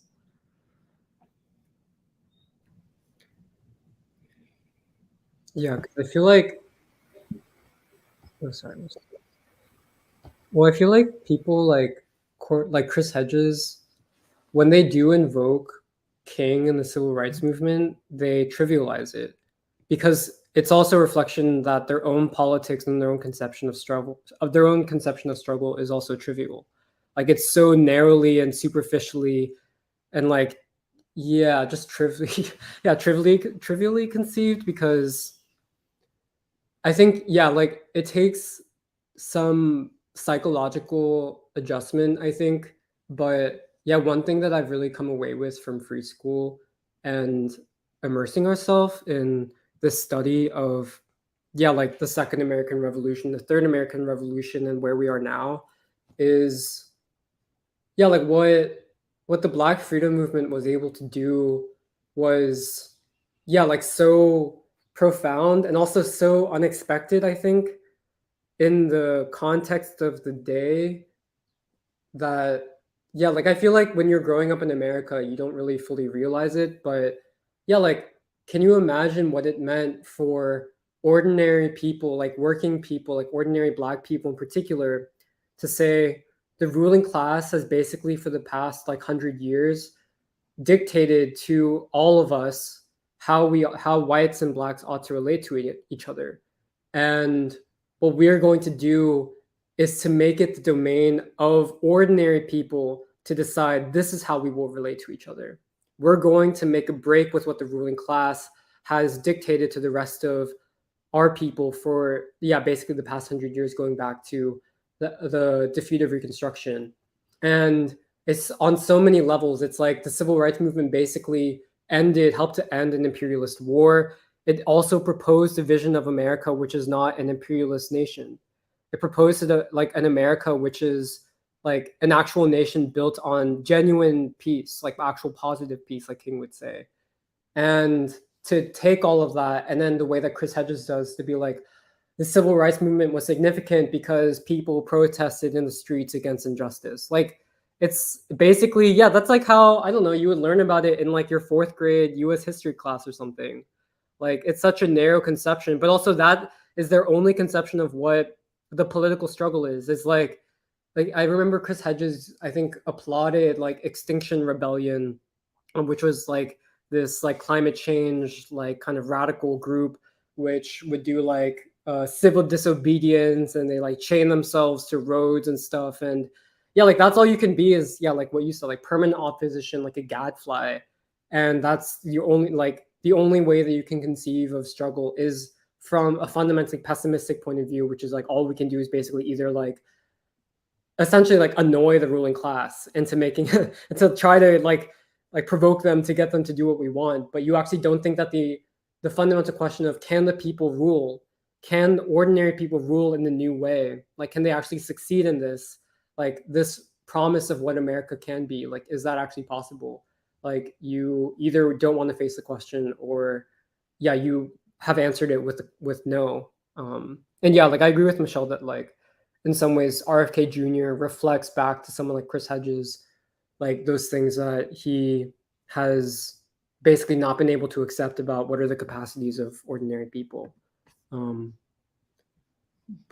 there's some interesting comments where there's a discussion between Todd and Why Not Learn on YouTube, where this person is saying, you claim that Trump has made a break from elite circles, so does that mean that he will not be supported again by right-wing billionaires like Robert Mercer this time around? Then Todd responds and says, you're focusing on the individual that is Trump and not the movement or the motion that is Trump.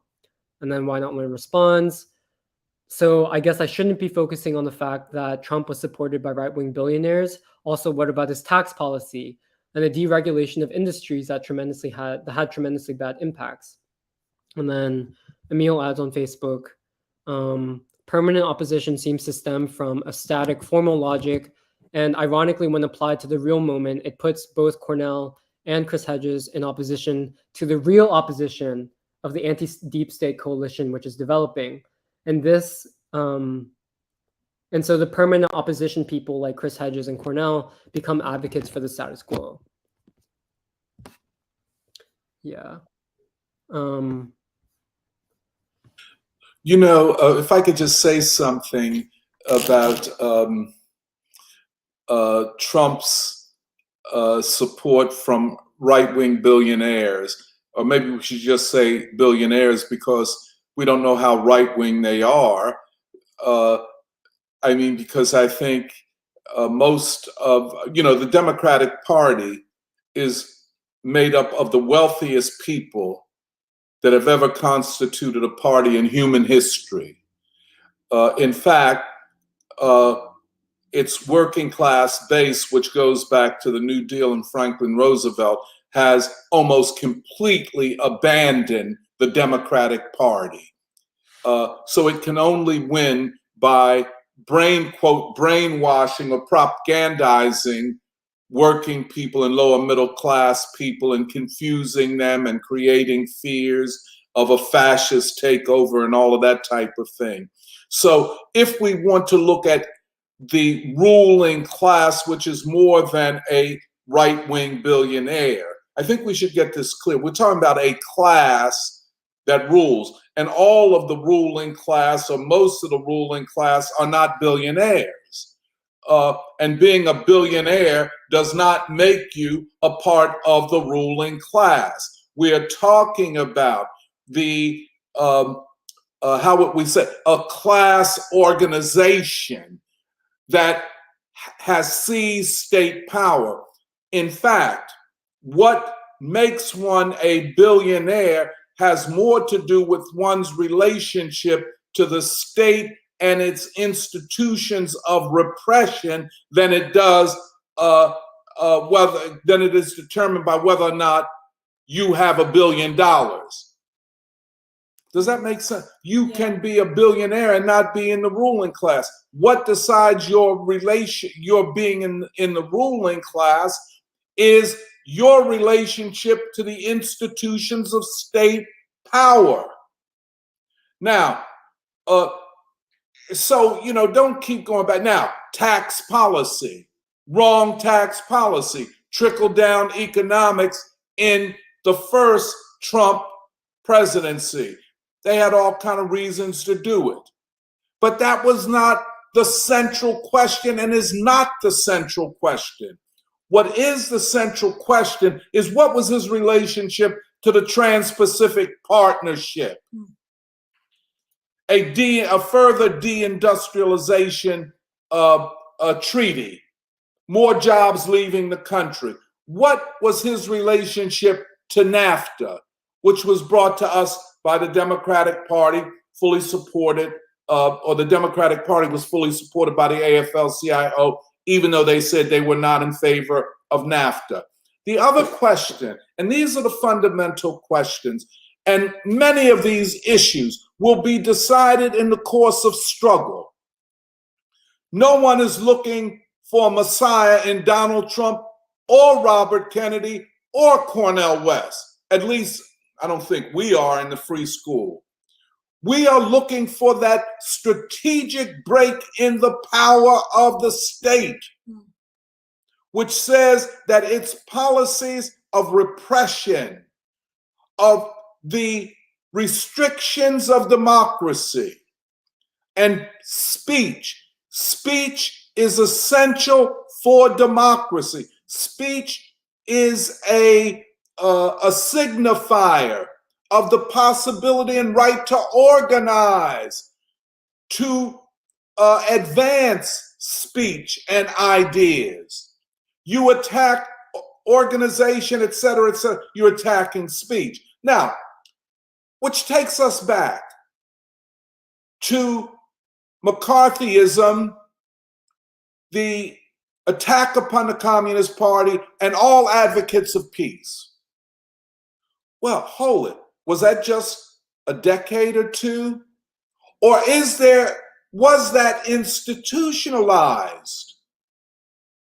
Let us talk about, and I'm talking too much, but let us talk about the Crime and Anti-Terrorism Bill of 1994, which ended up with 1/3 of young Black men in jail or in some way under the control of the criminal justice system, impoverishing the Black community because they're not marriageable or other forms of partnership where people could build together, could raise children together.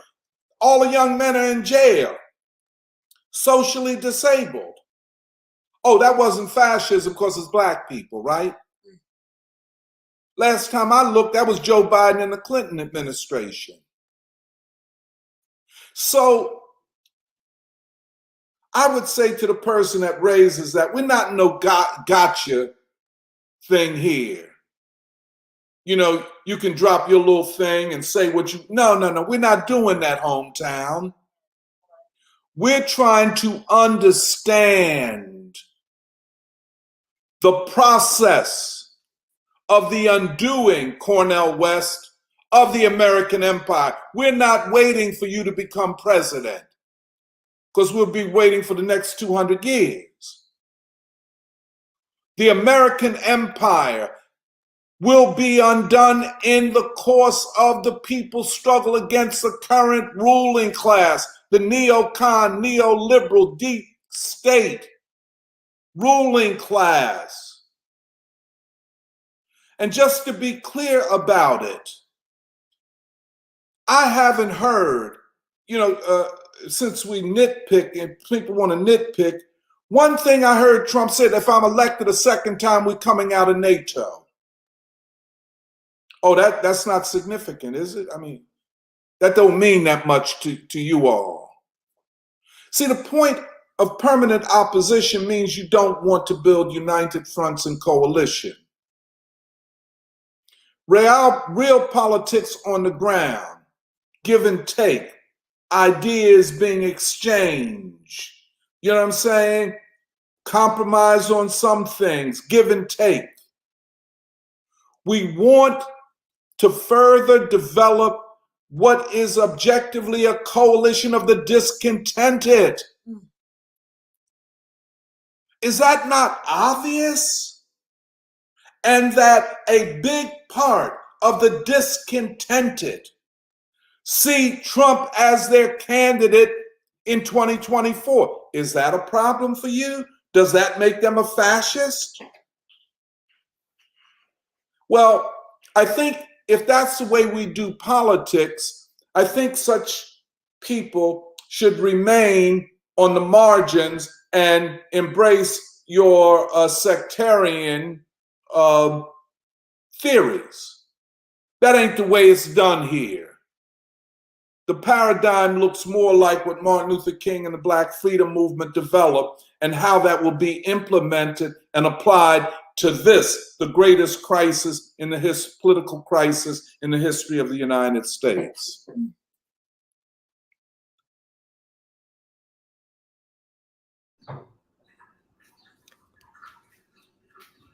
Yeah, I think there is one last comment from Philip Logan saying, he's just pointing out the attempted coup by the Wagner Group in Russia. But yeah, I think even on this economic stuff, like, yeah, like I understand, like, yeah, Trump himself was like, yeah, I'm a capitalist. Also, RFK Jr. has been like, yeah, I'm a free market capitalist. And the thing is that also, yeah, you can disagree with that stuff, but also